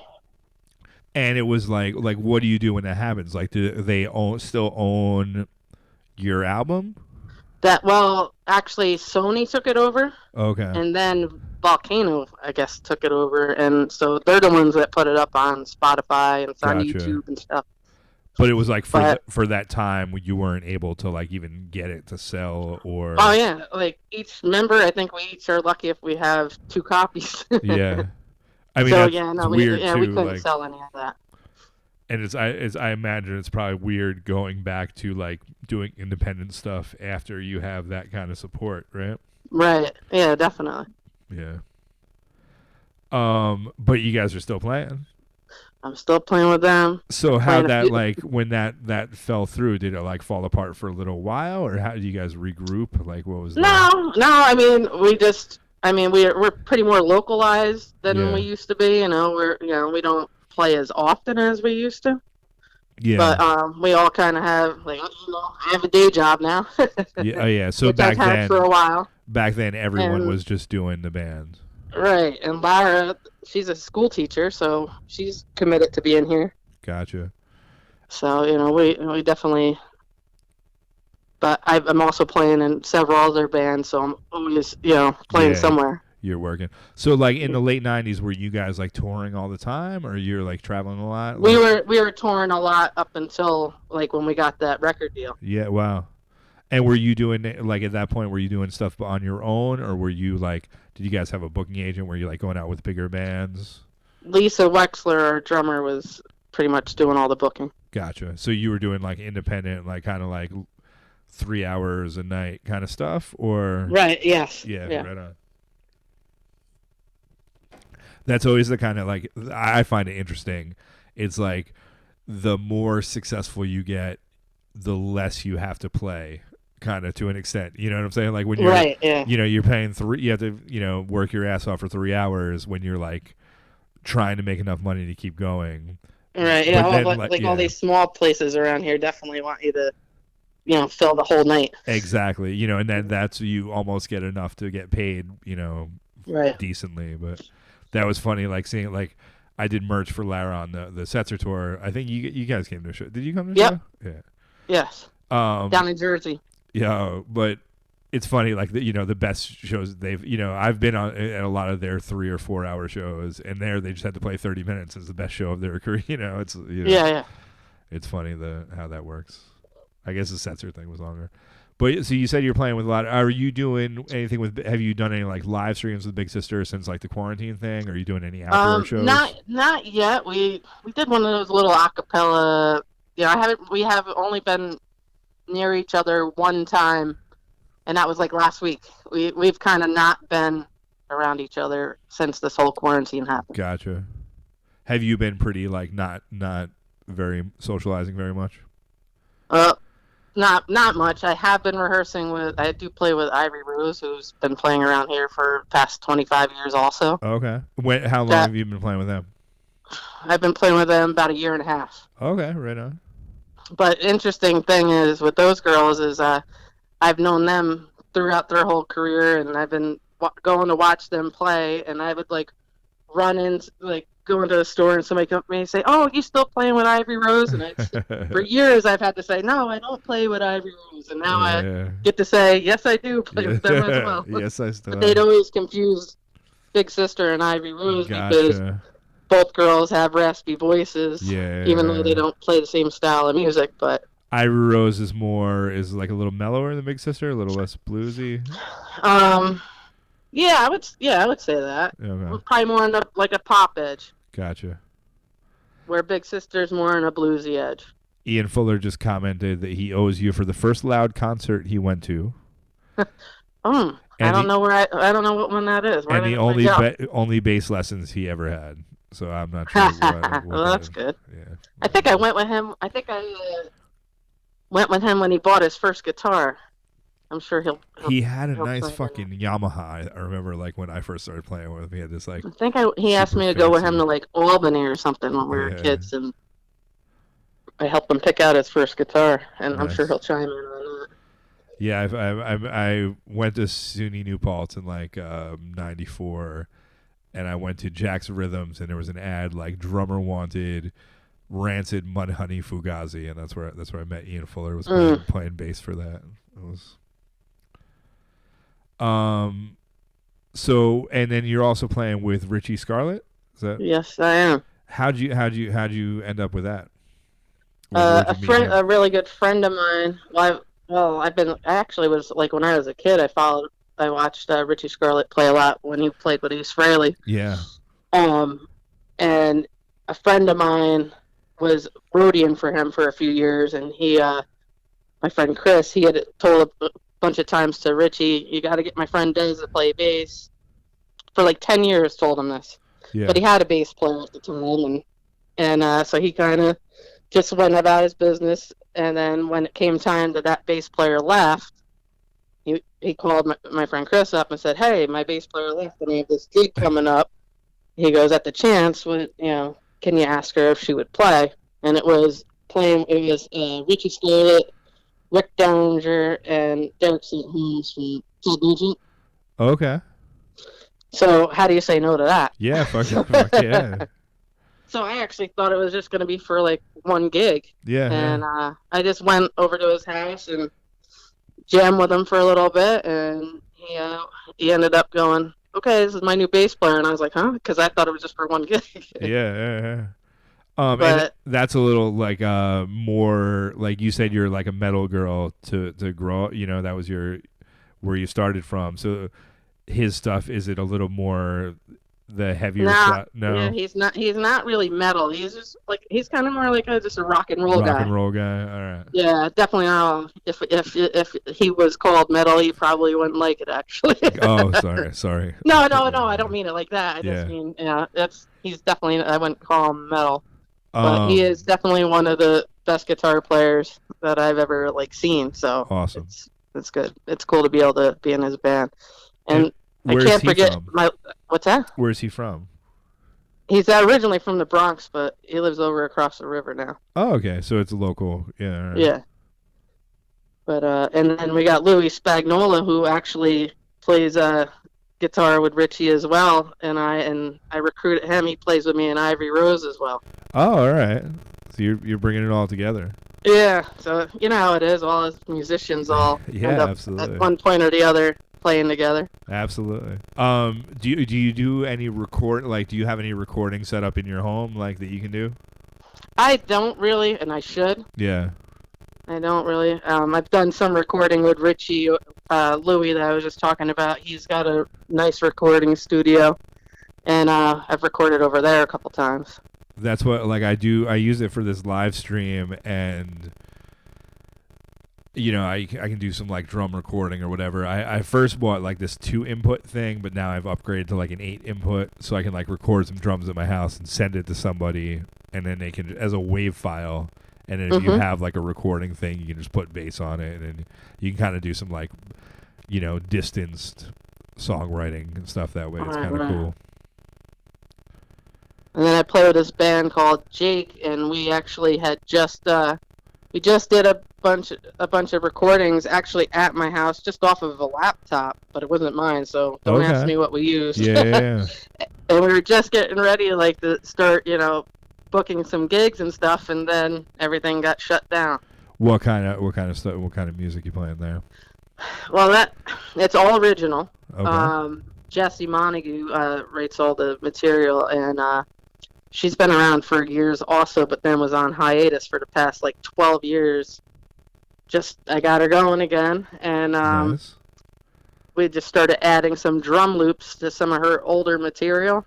So kind of changed it up and stuff, and we were just getting excited to bring these drum loops that we had come up with, and then we weren't able to. We only got to play twice out anywhere to even try them out live. Where'd you play? It was actually we were doing some of those uptown. Did you see when they had these uptown things on Friday nights? I forgot what they called it. It was recently. It was over the winter. Huh. Uptown Kingston. So we played in a music store and just little weird things just to get people around. It was kind of what Sorgady's does with that first Friday. Fuck yeah. I actually remember walking a fucking dog past there and seeing you in one of those stores. Yeah, I do. Yeah, I remember this very vividly. We did it 2 months in a row. Okay.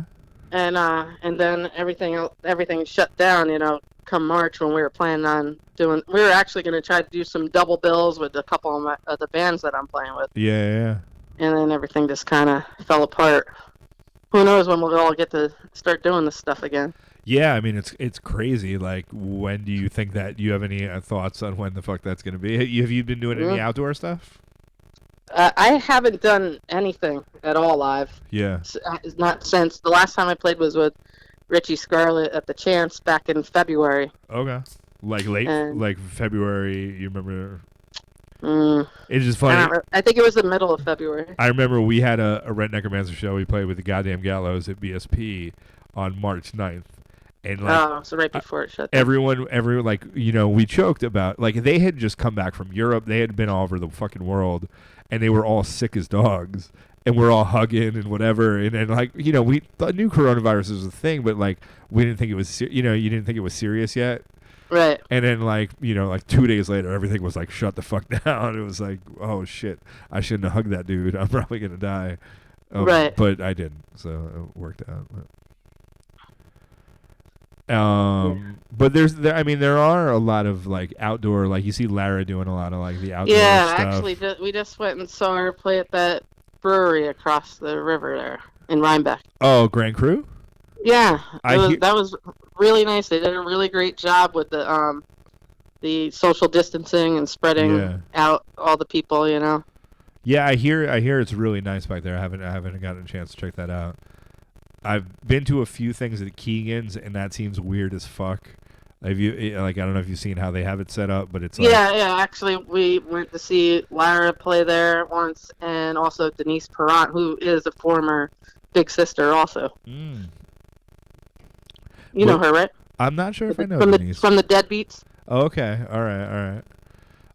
But that seems so weird because it's like you're like facing down, or like almost you're facing a wall, and then just like this row where there's not anybody standing, and then it's everyone's not ideal, off to your sure. right. It just doesn't feel like especially if you're playing for 3 hours, like there's so little engagement that it's like it seems hard to like focus for me. But yeah, I think they should just put the musicians like in the parking lot. Yeah, like towards the back or something, so you're at least facing everybody. But right. Yeah. It's hard. I hear the Colony's nice. Yes.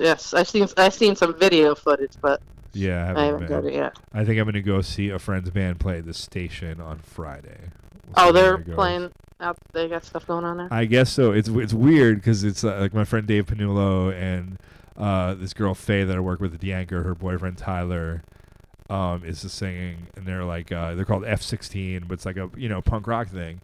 And they're playing for an hour and 20 minutes. Was like a long, their Bandcamp, their songs are fucking killer. F16 they're called, but all their songs are like 2 minutes, and I'm like, are you guys gonna play everything 4 times, or like do you guys have 72-minute songs or however whatever? Well, shit, Big Sister with us, we played a 1 hour set playing the same song once.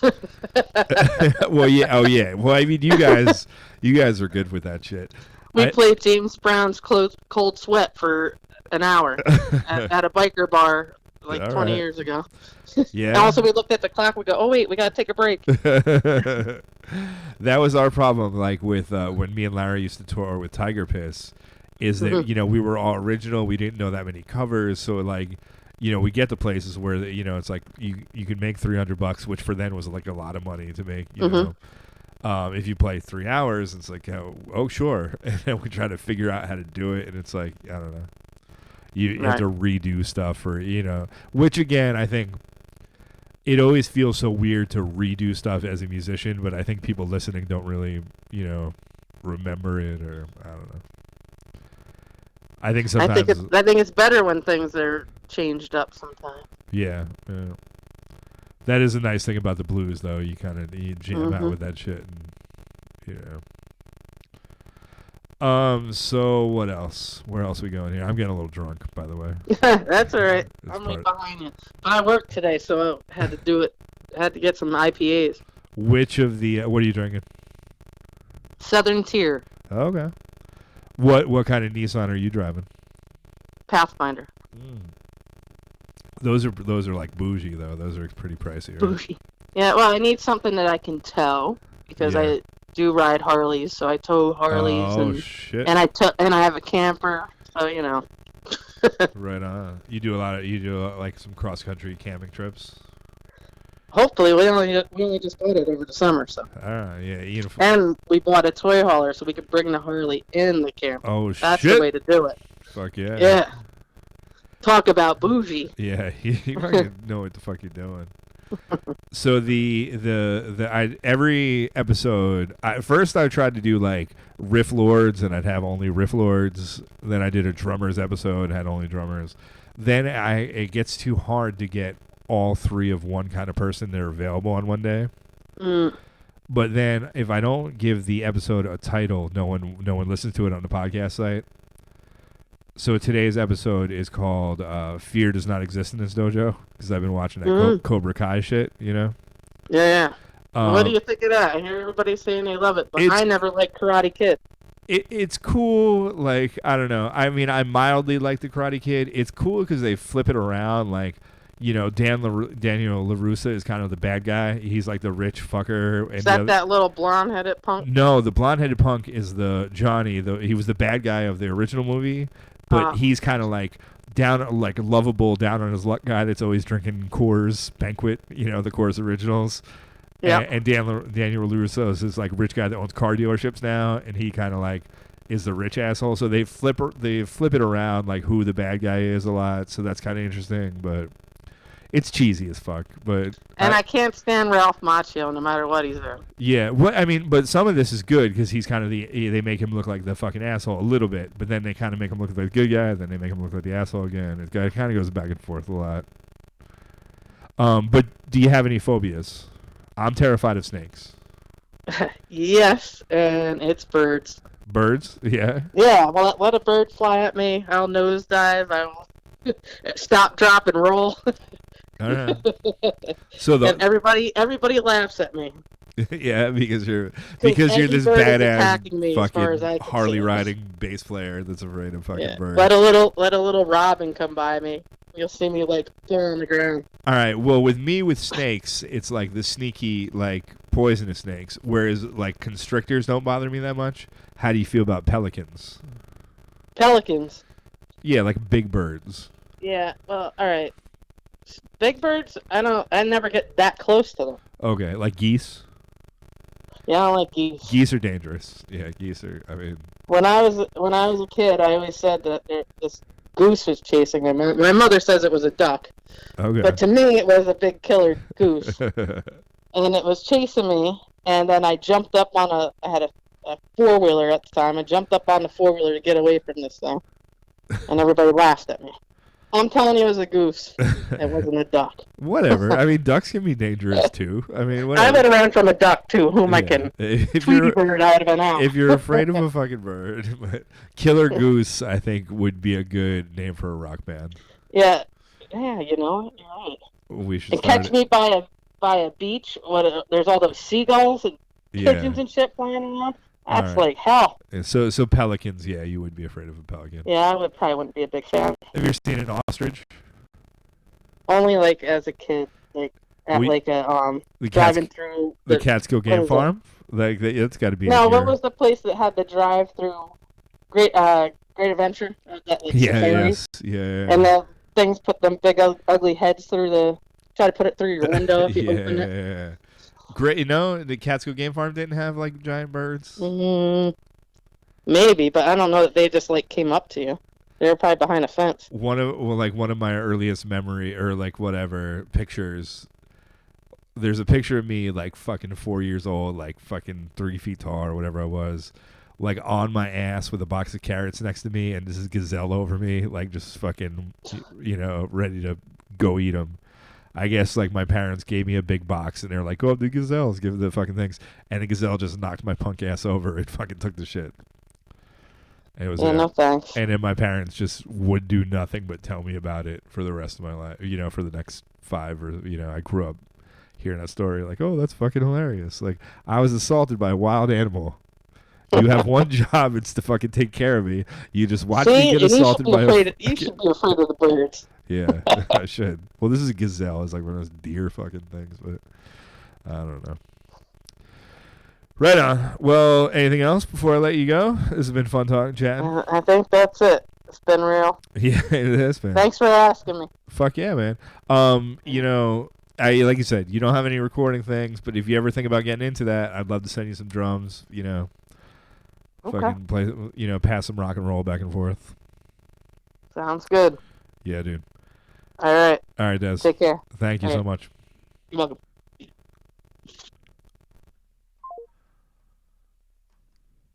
All right, and it was Dez Williams, rock and roll bass player. Hoo-ha. All right, we're smoothing through it. For some reason, I can't watch the live video. I don't see the live video come up on Facebook anymore, but it seems people have been commenting, so it seems like we're rolling. We've got my friend Dave Ramm from Seattle coming up next. His band, The Wimps. He doesn't normally sing, he normally drums, but they have a song called OPP, Other People's Pizza. But it's only 2 minutes long, so I put it on the playlist twice in a row so I'd have time to pee. So you might hear the song twice, but it's honestly fucking worth it. So if you're listening to it on the podcast, then look up the Wimps OPP.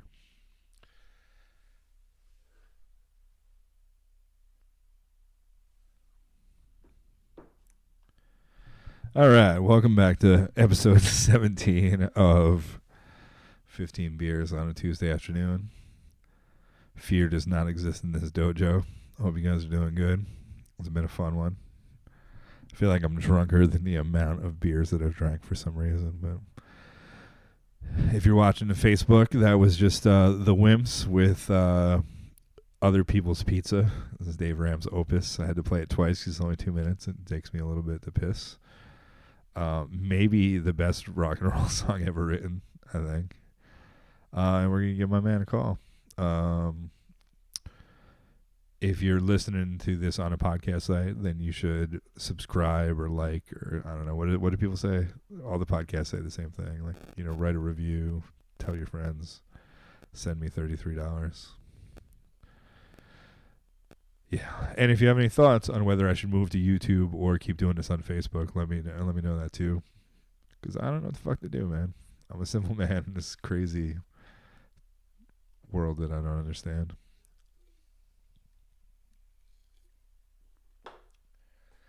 Dave Ramm.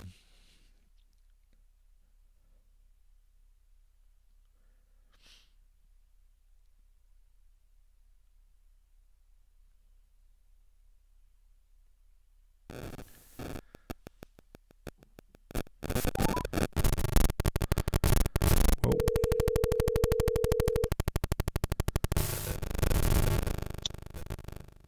Kevin? Yo, what's up, Dave Ramm? How's it going? Can you hear me? Yeah, I can hear you great. All right. What's up? Not much. How you fucking living? I'm doing okay. It's really smoky out here in Seattle. Oh, shit. I thought about that when we were going to start talking, and now I got drunk and I forgot all about it. You're in Seattle? I'm in Seattle, yes. And the whole fucking West Coast, it's just like smoky as shit. Yeah, it's I think it's worse in Portland, but it's pretty bad. I think we were like number 3, like worst air quality in the world, like yesterday. Wow. So, and I think we're like right around there. So I've been staying inside the past actually 4 or 5 days. I haven't really gone out much. I'm kind of staying inside. They're like, fucking the COVID, stay inside. And everyone's like, okay, we did for a little bit, but now we're going to go out again. And they're like, fires, stay inside. It's like, fucking... Yeah, it's just one thing after another. But I don't know. It's supposed to clear up, I think, like Thursday or Friday a little bit. But it's like a week-long thing. So it's I don't know. It kind of sucks. I can feel it in my throat, yeah, my chest. So, like, they're kind of getting the fires under control, and they think that by Tuesday the air's going to clear up, or they think by like whatever day they're going to get the fires under control. Yeah, I think here, at least in Seattle, it's supposed to rain on Thursday and Friday. And I think that's supposed to help. But okay. Yeah, I'm not really sure how like contained the fires are, or how they're doing in Portland. I think Portland has it worse because there's more fires there than in Washington. And you were living there for quite a while beforehand, right? I've mostly been in Seattle, but I had like 2 different, I guess, stints in Portland, like for school stuff. Like I was there for like a year, and then moved back to Seattle, and I moved back because I got into grad school. I've been in Seattle most of the time, though. I've been on the West Coast. Yeah. Cool.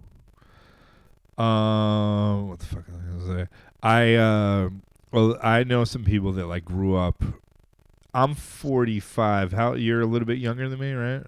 No, I'm 45. Okay. Yeah. I had some friends that grew up out there during, like, basically our age. And I guess the Mount St. Helens thing was a huge deal. Like the ash from that, like everyone wore masks for a summer or whatever. everyone remembers that summer as a kid where they had to like wear masks or like whatever they did in 1981 or whatever that was. Like, yeah, I think it was 81. Yeah, 80, 81. Yeah, yeah, it's crazy seeing like the footage of that and like how fucked up and scary it was. But yeah, it's yeah, let's see. I was around 5 or 6 then. I don't remember that being a big thing in the East Coast. No, it wasn't at all, I don't think. I mean, I think it was like, for some reason, like, I think when I was a kid, like, I was interested in dinosaurs and volcanoes. So, like, it was interesting to me, like, when I was 7 or, years after it happened or whatever. But then hearing stories about it much later in life when I went out there and, like, met people that had lived there, like, it was very interesting. Yeah, their whole lives were, like... Yeah. Especially as a kid to, imagine having to, or like this coronavirus, like where this kid's going to have to wear a mask, for this year or whatever. That's going to be a very thing they're going to remember forever. Like, it's very... Yeah, I feel lucky that I didn't have to deal with that when I was a kid. I think, it's a weird time for a lot of kids, especially like, young kids like in kindergarten or first grade and having to deal with that. And I don't know. It's just something I'm glad. I feel bad for them. Yeah. Well, there's enough anxiety with school to begin with, but now having to like worry about, Yeah, I know, right? Yeah. And what are you're doing, like speech therapy? Is that what you do? Yeah, I'm doing speech therapy in the school. It's about like a half-hour drive south of Seattle. Okay. In a town called Des Moines. That's in Iowa, Dave. Yeah, it's kind of like I know, right? They actually pronounce it Des Moines, not Des Moines, so I had to learn that. Okay. It's pretty close to the airport, the Seattle airport. Gotcha. SeaTac. SeaTac, yeah, it's like very close to there. So I've been working, but doing everything online, and so you do from home? Yeah, so I can actually go in and work from my office at school, but it doesn't really make sense. The kids are home though anyway, so yeah, all the kids are home, and in the beginning in July they wanted to do like a hybrid thing where they came in 2 days a week, but then our numbers were too high, so they just decided to have it all online, for the foreseeable future. I don't know when they're gonna switch it. It's probably going to be, I would think, at least until January. But I don't have any kids, but it seems like a lot of places on the East Coast have been like, we're going to do the hybrid thing until October, and then see how it's going. And by see how it's going, it's going to go bad, and then we're going to change it because we're fucking stupid. It seems like a very stupid approach. Like, we're going to do it until it gets bad, and then we're going to go back to the way we probably should have done it from the beginning. Let's wait till it fails and then do something. Yeah, exactly. I think it's, I don't know, I'd rather be working, but I think it's the best thing to do right now. It's like the least worst thing anyway. I mean, I'd much rather be seeing kids in person. I think that's a better way to. Is that so? With the speech stuff, is that? How does that translate to the online teaching? Is it much worse? So, it's funny. So far this year, I haven't really. I've been seeing kids here and there, but my actual schedule starts next week, where I see them regularly. Okay. But March through June, I was just doing like Zoom sessions, one-on-one with them, and the thing that sucks though is a lot of kids, like I work with a lot of kids like who don't have a lot of money, so they don't have the facility or like a laptop, they don't either have computers or even internet access. Luckily the schools have like given computers to all the kids, but sometimes just stuff where like their parents are working or they're in daycare, and it's kind of hard to find like time to see them. So there's just like a lot of obstacles and stuff to get them to sit down from a computer. And plus, if you're like 5 years old, like who wants to sit in front of a computer even for like an hour? I mean, well, when my youth, a lot of it was spent, playing Mike Tyson's Punch-Out. So that was kind of me too. Yeah, I mean, I was a Super Nintendo guy. Yeah. Did you ever beat Mike Tyson? I did, and like I think I tried playing it again, and I forgot like the choreography you needed to do. Like you had to duck, duck, punch, duck, duck, punch. You know, like it was like a pattern. Yeah. And I love Punch Out. I love Mike Tyson's Punch Out, and it felt so good when you knocked him out. It was like the best feeling. I never beat him like in my youth, but when we were playing with Haller, and Tom and Ian lived in High Falls at a house, and they had a thing in Punch Out. I beat him there when I was like in my 20s, and it almost felt better because like you got me when I was young, Mike, but now I'm grown up, you know. And jump up and down and start yelling. Yeah, I thought after that the world would be in the palm of my hands, but I was wrong. You know, those are like the best feelings, you know, when you clear those games. Yeah. Yeah, it's fun to beat games. I remember those characters were fun. Like, was it Soda Popinski? That's what Tom LePage would always call me, Soda Popinski. he still does. Like if we go out to New Hampshire, he's still once we get some drinks in us. So I didn't know. Where are you calling? Are you in Kingston right now? Yeah, I'm in Kingston. Did you used to live in High Falls? I never lived in High Falls. I was New Paltz, then Rosendale, then Kingston. It's kind of I'm migrating north. So I remember slowly. I think one trip, me and Jim stopped by your place in Rosendale. Okay. I never saw. I remember what you living in New Paltz for sure, obviously. Yeah. But I never saw where you were in Kingston. No. Know? Yeah, you guys played. The Wimps played on that Sunday with Matto. Yeah, that was a while ago. Like I regret that show a little bit. Just I'm not going to it, but the fact that like if Tiger Piss would have played, I think it would have been a little bit better. You guys didn't have a local, and I think that kind of hurt the turnout for that. But yeah, it was fun just being there, and like I think Rachel and Matt were just tired. Yeah, and, I was like excited to see. Like I think you were there, and Carl Clark was there. Yeah. And, Jim didn't make it. Jim was just coming back from I think some vacation. Yeah, it was a Sunday night, I think. So it was Sunday night, but I don't know. I just felt I do miss that area. It felt good to be there. And you guys like your band, you play with. Is that the only band you're playing with right now? The Wimps? Yeah, right now that's it. And actually, we haven't because of COVID, and the other two in the band are a couple, and they had a kid last year. So we actually haven't really played in a long time. Okay.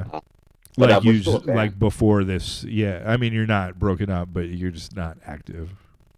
Yeah, like we practiced in February once and in March once, and we're kind of like getting back into the swing of things after Rachel had her kid. Yeah. And then COVID hit. It was just like kind of like fuck it, like we're just kind of hunkered down. We're like talking about trying to start up again soon, but I think with the baby and their jobs is kind of rough right now. Their baby's like about 1 year old now. But yeah, we still want to play, and we even had shows booked in like May, but they got canceled, of course. So I'm hoping like the next few months we'll just start practicing stuff. Have you been playing at all? Like rehearsing? No, not outside, like not live music at all. Me and Ian Fuller, I'm trying to work on my like recording setup kind of thing. So like me and Ian Fuller have been like sending some songs back and forth together, trying to work on like recording more than actual playing out. Yeah. I did perfect time to do that. Yeah, we did a live stream. Me and Mal, my banjo player, did a Red Necromancer live stream for like this festival on the 4th of July that we play every year in Winston-Salem. But that's like the only thing that I've done like live since then. Yeah. So how are people good about like wearing masks and stuff out there? And yeah, pretty good. I mean, I'll go to the grocery. I go to the grocery store fairly often, and I just grab a couple things each time or whatever. So like last week, I did see a dude walking out without a mask. He was like walking out as I was walking in, and it was just like, what the fuck, really? And then you see a lot of like the nose out kind of stuff. Yeah. Yeah, but I think for the most part, most people are good. How is it out? Good. How is it out there? I think whenever I go grocery shopping, which is like, it feels like the only time I really get out these days. Like, I think people are like 95% good, with wearing masks. So I feel like it's mostly pretty good, and people are pretty respectful and stuff. It is kind of stressful though. Like, I never have been this stressed going out and shopping before. Yeah. Like, I kind of just want to get in there, get my stuff, and get out of there. Yeah, I've gotten a little bit complacent. I'll admit. I don't know. Mm-hmm. I wear a mask.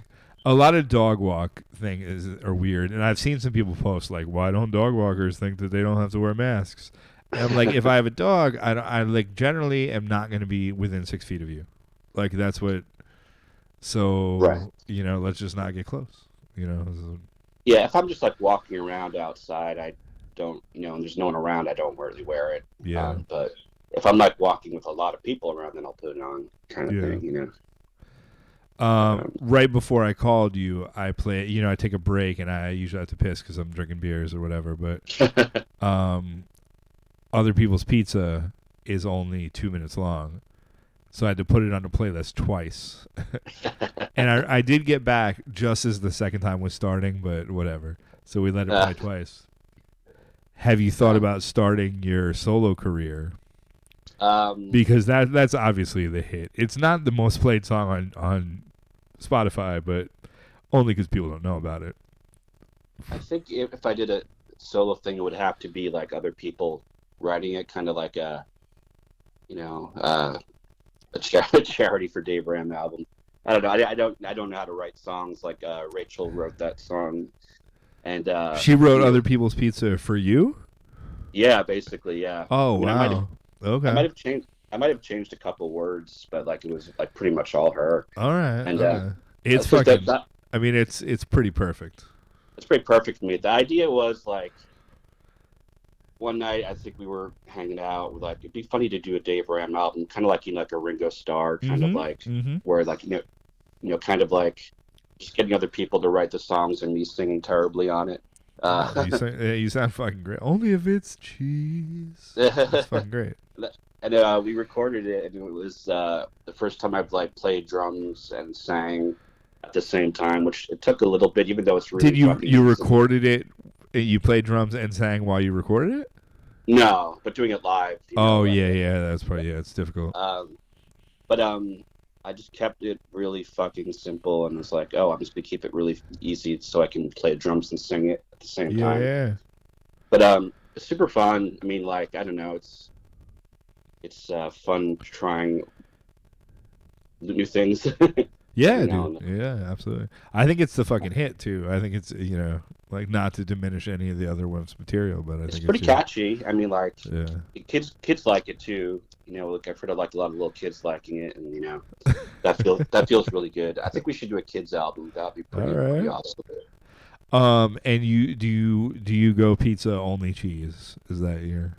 Yeah, I mean, cheese is my definite go-to. There's other you have stuff a pretty limited palate, if I remember correctly. I'm a very picky eater. I could do pesto pizza. There's a they have this pesto pizza by me, which is really good. And I could deal with some veggies on it, but I'm not really. I guess I could do pepperoni, but I'm not. I just think it tastes better without pepperoni. I know it's really weird. Yeah, I'm not a big pepperoni guy either. Give me mushrooms and meatballs. I think that's a better thing than pepperoni. I think I'd much rather have mushrooms on my pizza than pepperoni. All right, so you're not that picky, because a lot of picky eaters don't like mushrooms. Yeah, but I would prefer just a plain cheese by far. That would be my choice. My problem, I don't know what pizzas are like out there, but Kingston, everything is this fucking doughy ass mess. Why does this dough have to be so fucking thick? Seriously, it's like a fucking cake. Why can't we just have a nice thin fucking crisp crust? My favorite is just a thin crust, cheese, New York style. Yeah. I guess Brooklyn or whatever style pizza. And you grew up. Where'd you grow up? I grew up in Brooklyn. Oh man. So you're the original hipster. Yeah, the original. I grew up in Bay Ridge, which is not a hip part, but Okay. still Brooklyn. It's kind of near the Verrazano Bridge. Gotcha. Then I went to New Paltz when I was 18, and then I was in New Paltz for 5 years, and then I moved to Seattle. What made you start playing drums? Chris Tanis? What was that? Was it Chris Tanis? No, I played drums in Brooklyn. Oh, you did. Own. Okay. I mean, I knew a little bit. I'd never been in a band until the Pulses and meeting Jesse and Haas and Larry. But I was just super into music. Like, I was in 7th and 8th grade and was really getting into like Guns N' Roses and Led Zeppelin and The Who. And just like I went from like really liking baseball to music, and then I became like really obsessed with music. And then I tried guitar first and it was too hard. And then I was like, well, drums are second, and bass was going to be the last choice. So I would just like, I was so into like The Who and Zeppelin, like I would just crank it in my room and then try to kind of copy it. Okay. I wasn't in a band until I was 20, and me and Jesse. Yeah. So it's a lot different, just kind of fucking around in your room than like actually playing with people and trying to like do a beat for 3 minutes instead of being, just doing whatever. Yeah. I'm trying to like get better at certain things, whether it's guitar or I just bought like a fucking nice Iron Cobra double bass pedal. Oh, those are nice, yeah. And I'm playing just like I'm shit at it. So it's like I sit here and I just do at fucking 120 BPMs to a metronome. And it's funny how much harder doing things, like you said, playing with a band, but like, which is almost the same as playing to a metronome. Like you have to keep at least some kind of tempo. It's harder to do things to that, like, oh, I can play this. Can you play it to this tempo? No. It's like, it's hard. Like, it's a good way to train challenge yourself or whatever. But yeah, I remember whenever I tried double bass pedal, like, it's like when I'm flopping around, like I'm so I've just never had one, and I've never had. I'm garbage at it.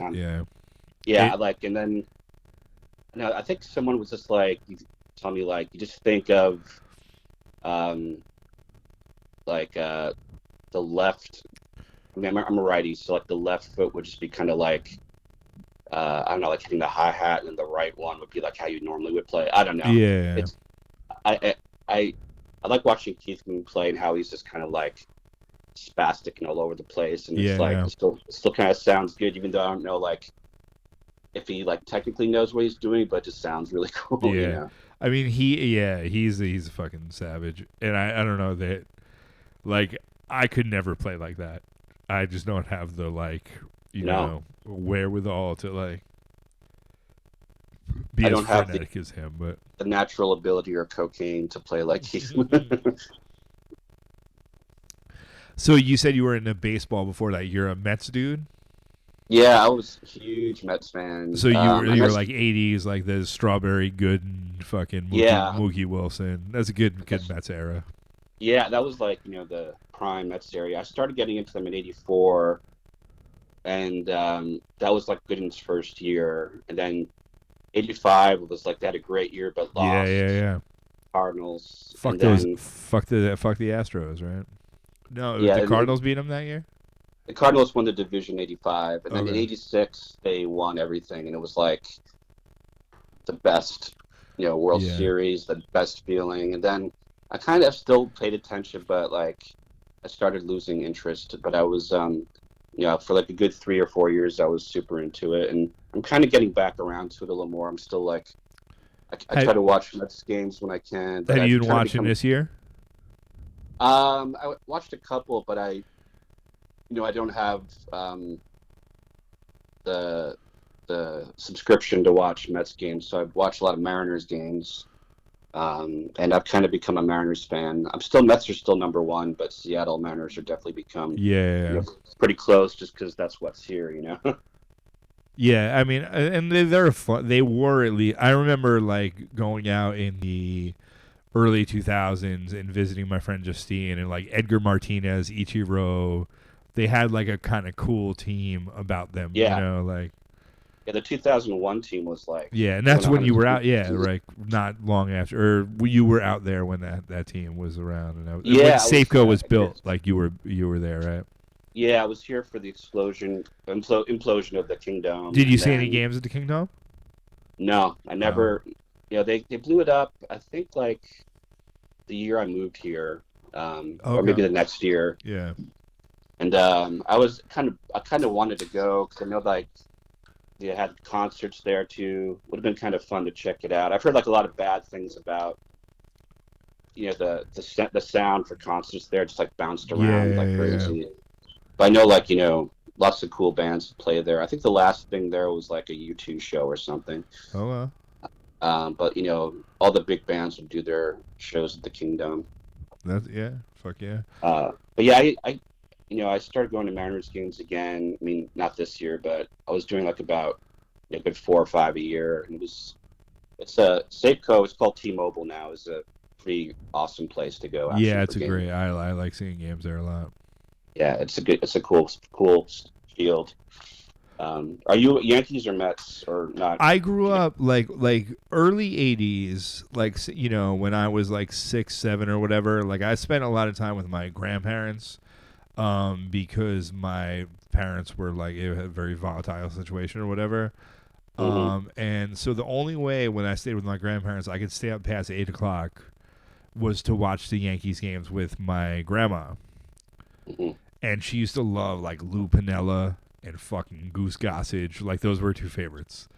But it was this is like 80s, 81. And I was, I shouldn't have been staying up much past 8 anyway, but like, those Willie Randolph fucking commercials where he did. Well, it was before Mattingly, really. I mean, Mattingly was after. Yeah. But like Willie Randolph would do the whatever camera commercials. They were like, this camera is good enough to catch Willie Randolph jumping, doing the double play, jump over move, whatever that shit was called. I remember that. Yeah, I remember that. Yeah.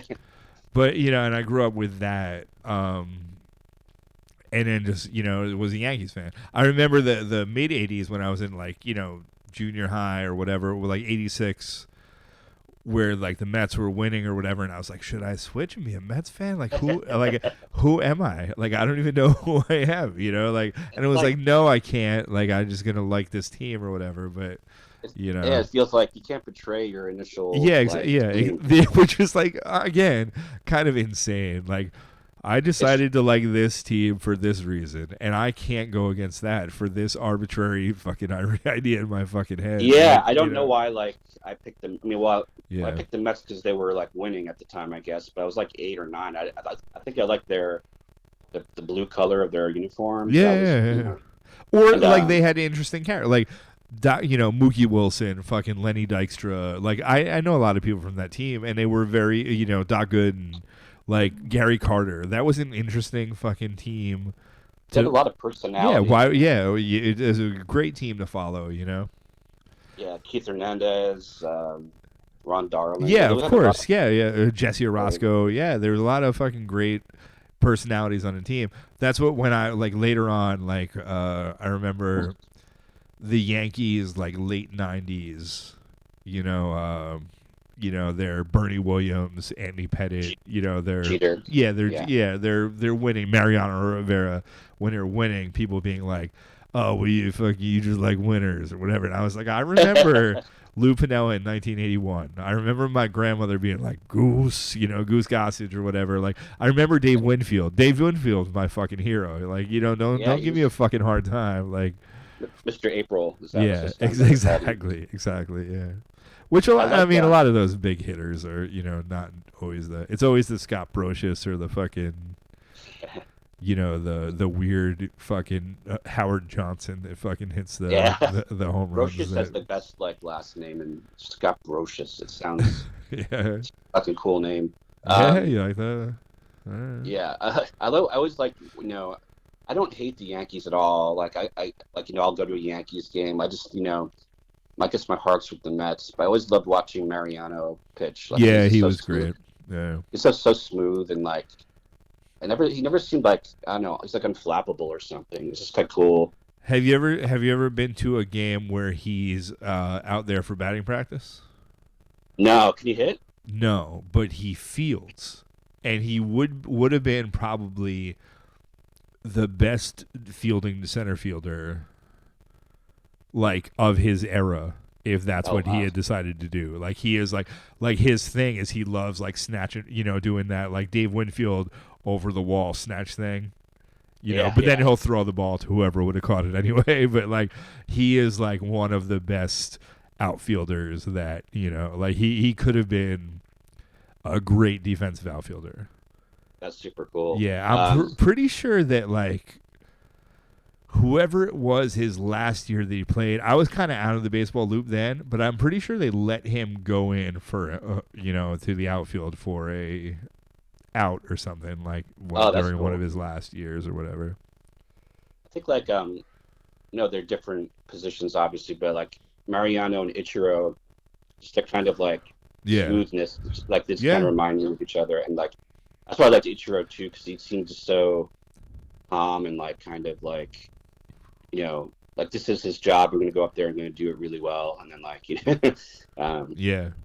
never really see him get super like upset or emotional. I don't know. It's something like very cool about that. I don't think it's the first game I saw at Safeco. It might be the second. I think it was when me and Paul Flans were there. The first game I saw, I think, was Oakland Athletics against the Mariners in like a playoff race.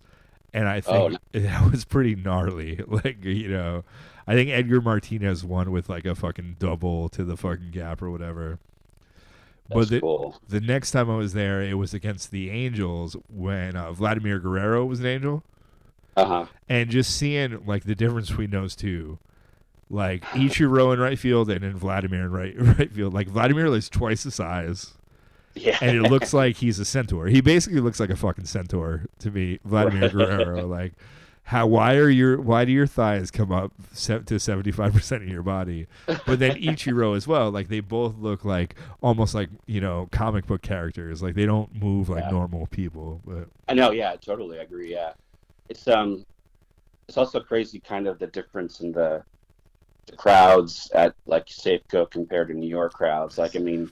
It's a bit, I think to me it's a big difference. Like, Seattle's definitely more subdued crowd. Like, where I feel like Mets and Yankees fans will like, they'll cheer every strike or ball. Like kind of, or maybe not that much, but I feel like they're just more into the game in New York. Like it's more like a focus. Where in Seattle, there's a lot of people I think just kind of like milling around, kind of like talking to each other, and it's fine, but like I think it's more intense in New York.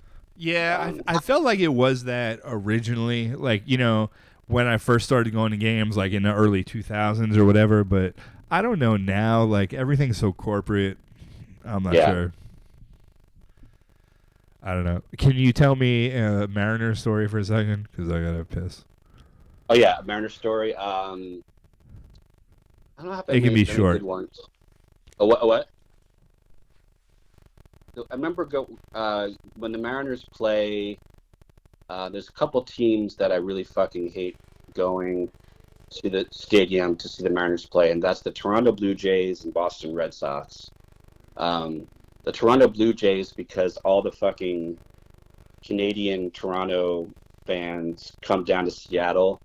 And then they outnumber the Mariners fans. And I remember once this Blue Jays fan, I was sitting down, came up to me and my friend. She's like, "Aren't you lonely here?" And I really didn't like that. I thought that was pretty rude. And then the Boston fans just like they kind of take over the stadium too, where it's almost like more Red Sox fans. And I have no idea why. There are so many like Red Sox fans in Seattle, but there's a lot of them. So, other stories. Let's see. I'm back. So thanks. Give me a synopsis. I'm sorry. Oh, I was just saying how I hate it when the Blue Jays and Red Sox play because of their fans. A lot of Canadian fans come down from Canada to go to see Seattle games when the Blue Jays play. Really? And From they way over in outnumber. fucking Toronto. Yeah, I think it's a lot of Vancouver is really close. Yeah. So there's a lot of. And they're bad news. They outnumber the Mariners fans. Yeah. And then the Red Sox fans kind of outnumber the Mariners fans sometimes too. That's just because it's because of the Dropkick Murphys. Fuck the Red Sox. I blame the Dropkick Murphys. Yeah. There's a lot of Red Sox fans here, and I don't know why, but yeah. I think there's a lot everywhere because they won for the first time in forever. Yeah, I remember when recently. the Mets beat them. It was very satisfying in '86. And Yeah. There's a book about the Mets called "The Bad Guys Won" about the '86 season. And it's really good read because it talks about how fucked up on drugs they were. But also how much they wanted to beat the Red Sox, and how one of the pitchers in the Mets, Bob Ojeda, was on the Red Sox and got traded to the Mets, and he's like, I'd rather eat shit than lose to the Red Sox, and it was just very personal. Yeah, that was a World Series for the fucking ages. I remember, even as a Yankees fan, as a kid, I remember that World Series, and that was fucking epic. And I don't know, Yeah. It's got to be one of the 5 best World Series. And just certain things, I always been fascinated with Sandy Koufax, reading books about him and how dominant he was in the 60s. Yeah. And I think Dwight Gooden was at that level. Yeah. That year pretty much, or that year right around then, I think for 3 years he was dominant, and then the wheels kind of fell off. Yeah. Yeah, but and it's same Koufax did not have a long career, Right. Were you weren't in Seattle for the Randy Johnson, right? He was already gone by then. I think he moved here. I moved here when he left. I think he left the Mariners in '98, and that's when I moved here. Yeah. So I might have had a little crossover, but. And he wasn't. He was never he wasn't him. He wasn't what he was with the Diamondbacks when he was with the Mariners. I don't think. Right. He was always a little. He wilder. had some good years with the Mariners, but I think he got really dominant when he left. Yeah. And then A-Rod was here when I moved here, and when he moved and he left, it was kind of a big deal. But the year he left is when they had that great year. Yeah, exactly. They had a very good. That was when Brett Boone was fucking droided out of his fucking mind and hit 20. Yeah. He had a great. I had him in fantasy baseball that year, Brett Boone, and he had over 300 that year. Yeah, right? he came in, I think 40 pounds heavier with just straight muscle from the year before. He went from a 240 hitter. They hit 8 home runs and stole fucking 11 bases. They hitting fucking 40 home runs and stealing 30 bases, batting fucking whatever 300. Yeah, he juiced up big time after that year. Yeah. Who's his brother's the Yankees manager, right? Aaron. Oh, Aaron Boone. Yeah, absolutely. Is and who's the one that hit the fucking home run that the Red Sox were very upset about? Yeah, that was good stuff, man. Yeah. It's the same. Not being a Yankees fan, but seeing that was pretty awesome. Yeah. See that's a nice thing where fuck the Red Sox. It's I felt the same way. Yeah. That's a weird thing. I think Bill Buckner was actually a really solid first baseman, and I don't know why that happened, but I think that ruined his fucking life. It really sucks that it's funny. Every now and then I'll watch some clips from that game, Game 6, and it's the manager made a lot of boneheaded mistakes. I forget his name, but I think Calvin Schiraldi was pitching or something, and I felt he should have done different pitching changes or something. But Buckner, who was a really good player, kind of borderline Hall of Fame, right? Then has that one bad thing that happened at the fucking worst time possible. Yeah. it made me feel really bad for him because he's probably like, like a decent dude who just kind of got fucked, Yeah, and the way that people take sports so seriously, like it's like he couldn't. I don't think he could like be in Boston after that. It's like he was like injured constantly and like really I think kind of played really hard and put his body on the line and just to get kind of shit on. Yeah, I've been thinking about that a lot lately. Like I had season tickets to the bleachers where you could get like the 25 game package. It was like 2000 to like 2004. I think we had them. Mm-hmm. And it's the bleachers in Yankee Stadium, so it's $8 a ticket. So it'd be like $200, and you get 20 games, and you get to pick them, but maybe they'd be like no. Like if you took all the Red Sox Mets games, all the like big games, they'd be like no, we'll give you one of each of the like. Oh, you can pick the and you get the first game of every playoff round. So like the Yankees Mets 2000 playoff round, I was at that game where Paul O'Neill like they won in the 12th inning or whatever. Yeah. Where the fuck was I going at this point? God damn it! I don't remember. The Yankees won that game. Is that the first? They did. Yeah. Oh no. That was the first game, and the Yankees did win. But that wasn't the point I was trying to make. But they did win, like by it was like fucking one of their utility players whose name I can't recall anymore. Like in the ninth inning. Like I think you guys like one of the utility players battled off Armando Benitez, and then Paul O'Neill eventually won the game with a base hit later on. But Paul O'Neill is what I'm talking about. Like. As a fan of that team at the time, I was like, fucking this dude, he's a warrior. He's like, the dude that you want to have because he always gets a clutch hit. He's, like playing his ass off. Yeah. But in real life, like, that dude's annoying. Like, who the fuck wants to be around that guy? Like, like, you wouldn't want to work with him in any other facility besides sports. Like, I know, yeah. Come on, Dave. You gotta get to the Zoom meeting. Like go harder. Like just shut the fuck up, dude. Chill your fucking shit. Sometimes I think about how like we root for these teams who none of them are from the area. Usually like the players. It's just like it's not like only New Yorkers play for the Yankees. It's like people from everywhere. It's like you're fans of this team. Like why? Just because you live, like close to it. It's like,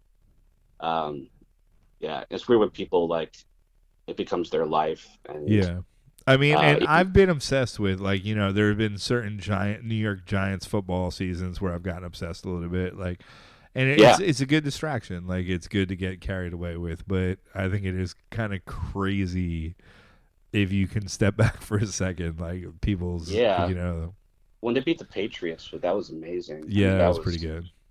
I think Jim DeGrassi's probably listening, but I got him involved in Giants football, and he would like come over and watch, and he kind of became a fan because I'd like make food and he'd come over, and I've always felt bad about it because they fucking would lose all the time, and then when they beat the Patriots, like it was kind of like no, I didn't do you wrong, like I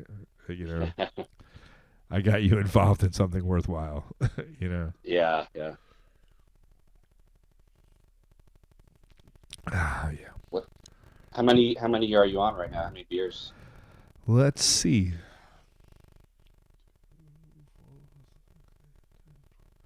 I'm on 13. Oh, all right. Are you drinking beers or? No, not right now. I don't actually. I need to go food shopping. I've been putting it off, and I get beer every now and then, but I'm definitely not that much of a drinker. Yeah. And when it's fun when I go to baseball games. Like I feel like weird because I never get a beer, but there's something about paying like $50 for like a shitty beer. Just like I can't do it. I don't know. Just seeing the like, and I guess is part of us being old or me being old or whatever. But it's like. I remember when I was like, "Oh, I'm not paying $6 for a fucking beer at a baseball game," and now it's like, $16 for like a 24 ounce, but it's like $16, $18. Like, that's crazy, man. I know that's like it used to be like a ticket to the game, like Yeah, yeah, sports have like priced me the fuck out. Like I don't give a shit about sports as much because there's literally no, I don't have an accessible way to go, yeah, and then I know for like when I see you at games every now and then, it's kind of like a chore. You have to go down all the way from Kingston and like go down for the day and come back up, and then if you want to get what's food a Mariners game cost now? Like what's a good like a cheap ticket, like decent? I was a decent ticket, probably like $40. Okay. I think every now and then me and my friends we kind of splurge to get like $60 or $70 Okay. tickets, and that would get us like on the first level, Gotcha. like, kind of up a little bit. And that was kind of what you did. But then you go, if you want to get any food and well, I think, but how are you getting there? You have like some public transit to get there? Well, kind of depends. I would drive sometimes and then pay through the nose for parking. But now they have this thing called a light rail here, and I actually moved in March, and I have a townhouse. It's like a half. Where are you living in Seattle? I know like White Center. I know the Capital Region. I'm sort of close to White Center. Okay. I'm in Columbia City, and it's like South Seattle. Okay. But I live a half a block from the light rail, which is like their version of the Trenton subway, but it's mostly overground. But it stops right by the stadium, so I was looking forward to being in here in March because I'm like, I could just walk like 2 minutes to the light rail, and then it stops like really close to the stadium. But because of COVID, there's been no games, so I haven't had a chance to really take full advantage of the public transportation for games here. Yeah. But even before that, I would drive to the light rail and take it because it was just cheaper and easier than parking near the stadium, because that would get pretty crazy. Yeah. Is parking, like the stadium parking, crazy there too? Yeah, I mean it's like at least $40 or something. Really? Well, it's depending where it is.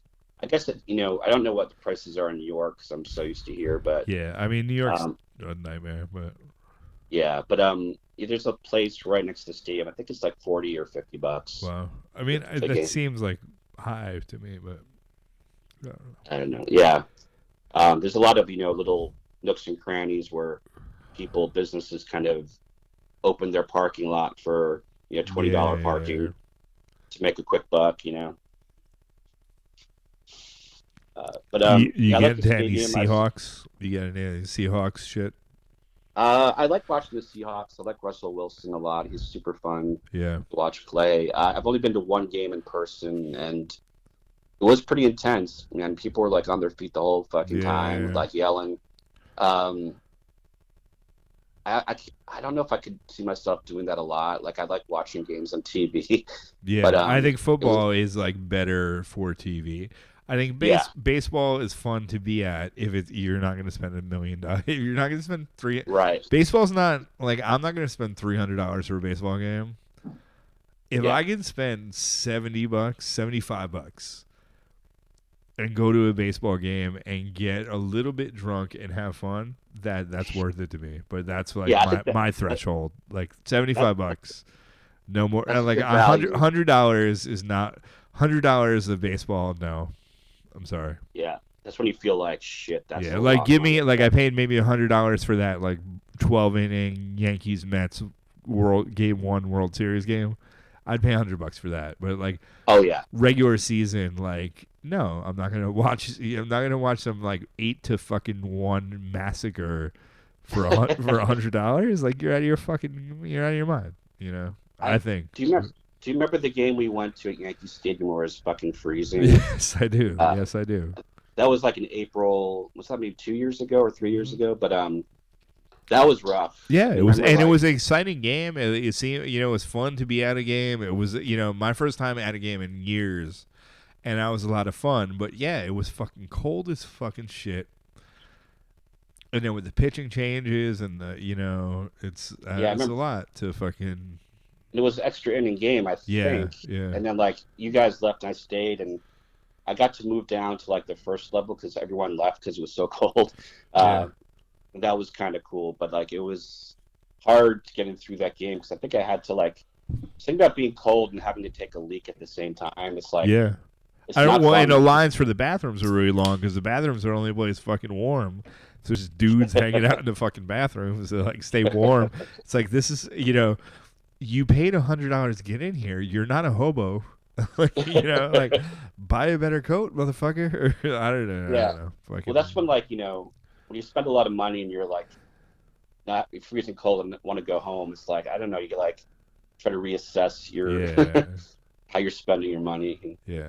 I mean, it was nice just like you, me, Jim, and Ian getting to hang out. Like, that's what I was there for, the camaraderie. Yeah. That's why I like going to games. It's fun going with a friend and just, it's like, fun talking and, it's, like you said, baseball's fun to watch in person. I like and it. It's a cool, it's a good, sports are a good thing to bring people together just because they're like, oh, I like this guy, you like this guy, why do you like this? And like, I don't know. There's a unifying kind of cool thing about it, but it's become so so expensive that I think that you've lost that, where, I don't know. You used to have fucking Willie Randolph. Oh, he's a great second baseman. But now it's like, it's a whole different thing, I think. Now. So. Yeah, for sure. So, where am I going?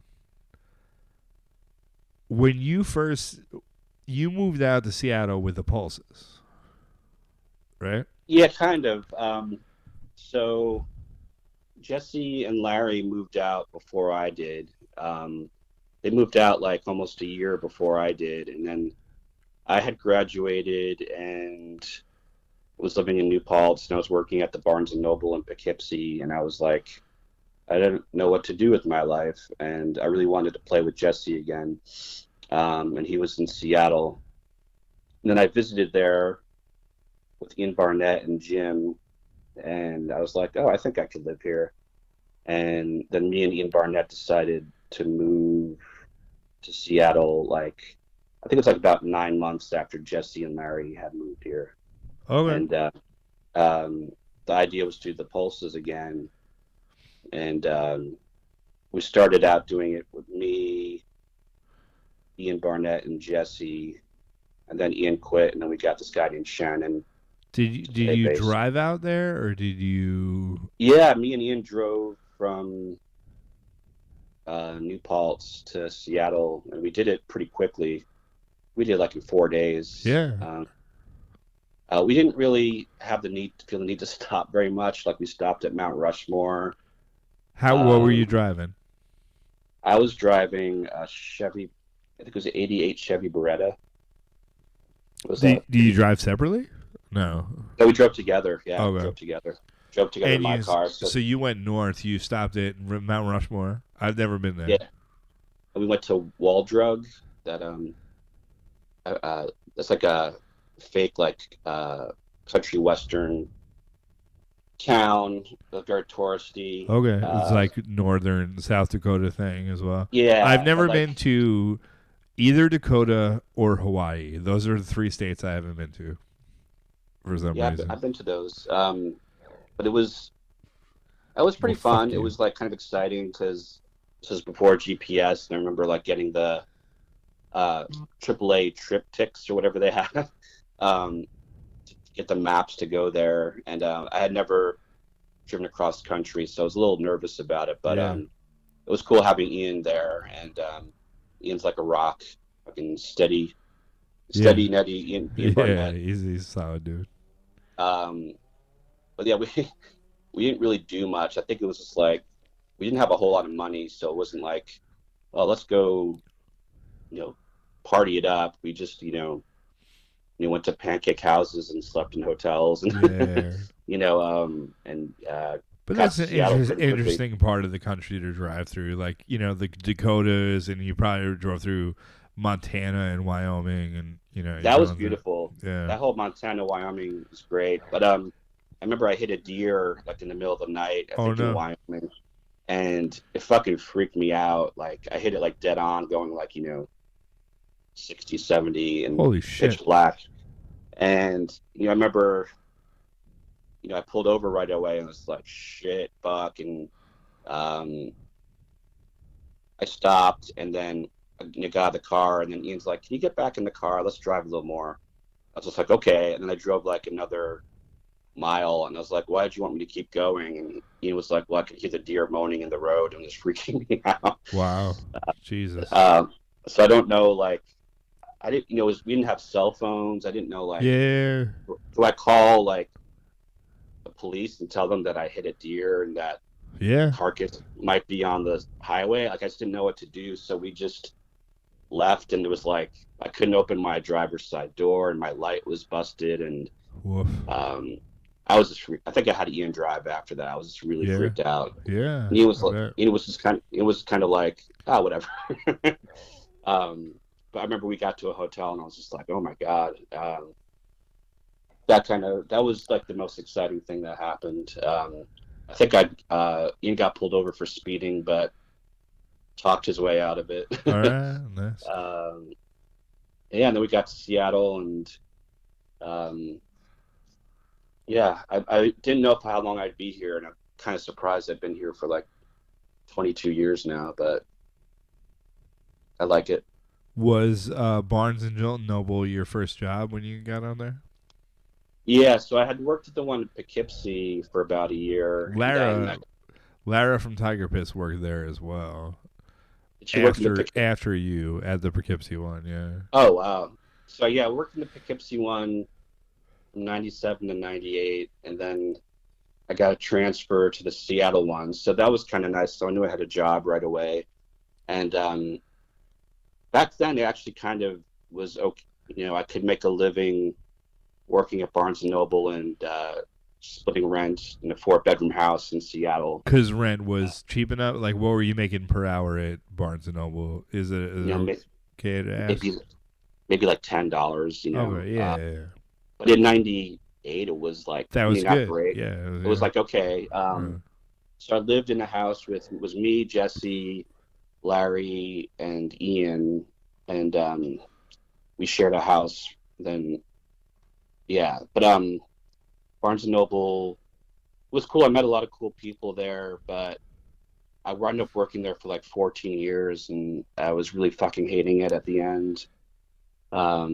Just I wasn't getting paid a lot. Managers were dicks, and you know, just dealing with customers that way. You know, any kind of retail thing. Just, you know, I think it was like 35. It's like, this is just terrible. Like, I do not want to live my life like this anymore. You know. But you met Duff McKagen. I met some cool people. I met Duff, who was super nice. I met Kim Thale from Soundgarden, who was really cool. How was he? Like, what was that like? He came in, and he was super into South Park. I remember he'd buy South Park DVDs, and he wanted them to be in like perfect condition. So if there was like a nick in the corner, he'd ask if there was another one. But I was a huge Soundgarden fan, so I was just like, you know, I was like, you know, fanboy, like, hey man, I really like Soundgarden. And then I told him about the shows I went to. He's like, oh, I remember that one. It was super hot, you know, and like he had a good memory. And I don't know if you remember the VMAs, and I'm not sure when this was. Maybe it was when you were still in New Paltz. Mm-hmm. But it was it was a Holler. It was when Holler was the thing. But we were living in that beer distributor house and watching. It was they won the Black Hole Sun VMA or whatever, and they walk up there and it's fucking Chris Cornell with like a fucking suit,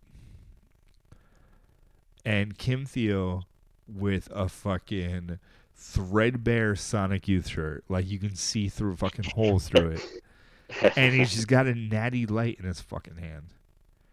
And Chris Cornell is all like make-upped up, and he's like got the short hair and the fucking suit, and he's doing his speech, and Kim Thiel's just like slouching behind him, sucking on a natty light, and I was like, and Haller, everyone in Haller was like, you were a fucking god amongst men, like you were, you're sitting there drinking a natty light while this fucking Hollywood motherfucker like talks shit, and it was, I don't know, it was he's a powerful dude.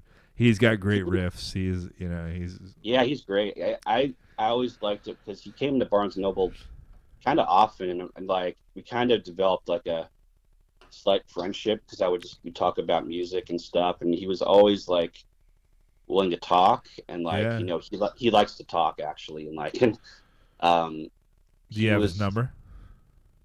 No, but I actually got Mike McCready's phone number from Pearl Jam because he would come in there a lot. Do you want to call him right now and try to do a three-way? Yeah, but it was funny because I kept running into Kim from Soundgarden at like other shows, and I think it forced him to remember my name. Like, hey Dave, how's it going? And it was just cool talking to him. He was like such a interesting dude. I definitely felt like he was kind of like I don't know if he was like obsessive about certain things, but he definitely was like the guy who like is in charge of the Soundgarden like catalog, like for like remastering, because he'd be like, what do you think, Dave? Should Soundgarden put out like a box set or just he'd ask you? Or should we reshoot each album with bonus tracks? And I was like, I don't know. I mean, you better fucking find an opinion quick, son. But he was cool. And then Mike McCready from Pearl Jam would come in. He was like awesome. We would talk about X-Files and like AC/DC and Cheap Trick, and like he gave me his phone number once, and I remember I texted him and he never texted back. But you want to call him right now? We'll talk about it. I feel weird. Who knows if he has the same number? But yeah, Duff gave me his number once. I know. Too. Well, we're gonna get to the Duff, but it was weird. Like famous people would shop at that Barnes and Noble, and I helped Kevin Bacon once, and Conan O'Brien used to come in because his wife's from Seattle, and all right. It was a shitty job, but it was made better by cool people and the occasional like celebrity sighting, I kind of want to call Duff McKagen and have a three-way call with him, but I don't know. He gave me his number like about 20 years ago. It probably still works, but it might still work. I might even still have it in my phone. I'm not sure if I have his anymore. But he was fun because I was a huge Guns N' Roses fan, and like he was in college getting books for school, and I would help him, find books for his classes, and he was just like a really sweet guy. That's what made me start playing drums, was that Welcome to the Jungle video. Yeah, that Tama kit with those bright Zildjian symbols, like. Yeah. I think that's the prettiest kit I've ever seen in that, Welcome to the Jungle. Yeah, video. I was a huge fan of Appetite for Destruction, and I had told him that I saw them play once, and he was cool, and this was like before Velvet Revolver and stuff. But we come in with his kids and his wife, and they were all very nice. And he's come to some of your shows, no? No, he never. He never came to some. I think I gave him a Pulses CD once, and it was like it's like a demo CD. He's like, "Yeah, I think with a little production, these could be pretty cool."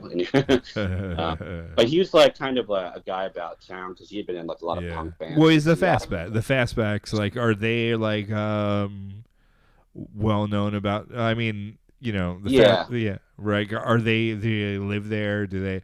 What is it, Kurt Blah? Yeah, Kurt Block. Yeah, he's an awesome dude. Like he's been to like Wimp shows, and we played shows with his band. And what is his band now? Well, he's in a band with the guy from Peter Buck from REM. Okay. And, Corin from Steve Bikini called Filthy Friends. Oh, so you play with them, and you probably play dive bars, right? Yeah, we opened up for them in Eugene, Oregon, and it was funny because everyone went to see the guy from REM and the lady from Sleater-Kinney, but Kurt is just really super down to earth and really like he records a ton of bands and he goes to all the shitty punk shows, you know, and like I think he's like probably like 60 now and like he still is like, you know, just like a very happy, optimistic guy. And it's like how the way you know, if I got really successful, I'd be like this, and that's how he is, right? No, he's just like I feel like he's like what you want to turn into as like an older like punk dude, you know, because he's like very outgoing and like fun and easy to talk to. That's awesome. But the Fastbacks, they still occasionally will play every now and then. I think they're mostly broken up.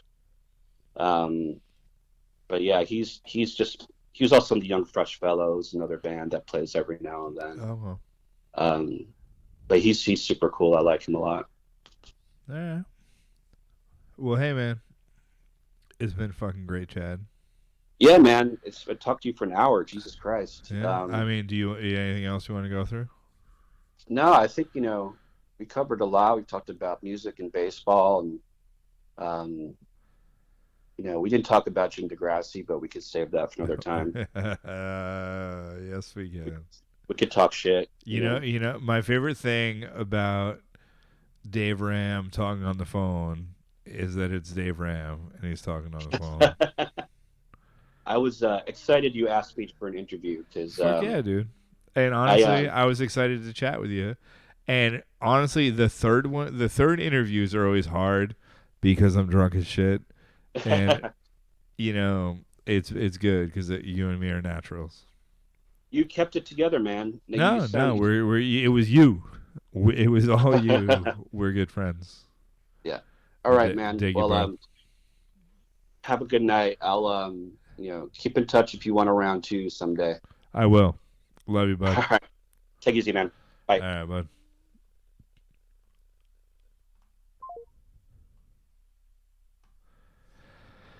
All right, that was Dave Ramm from the Wimps.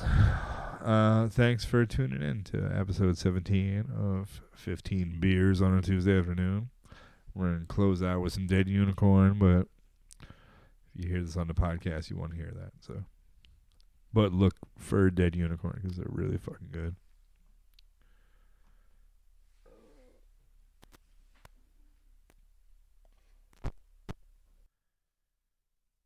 $15 beers on a Tuesday afternoon.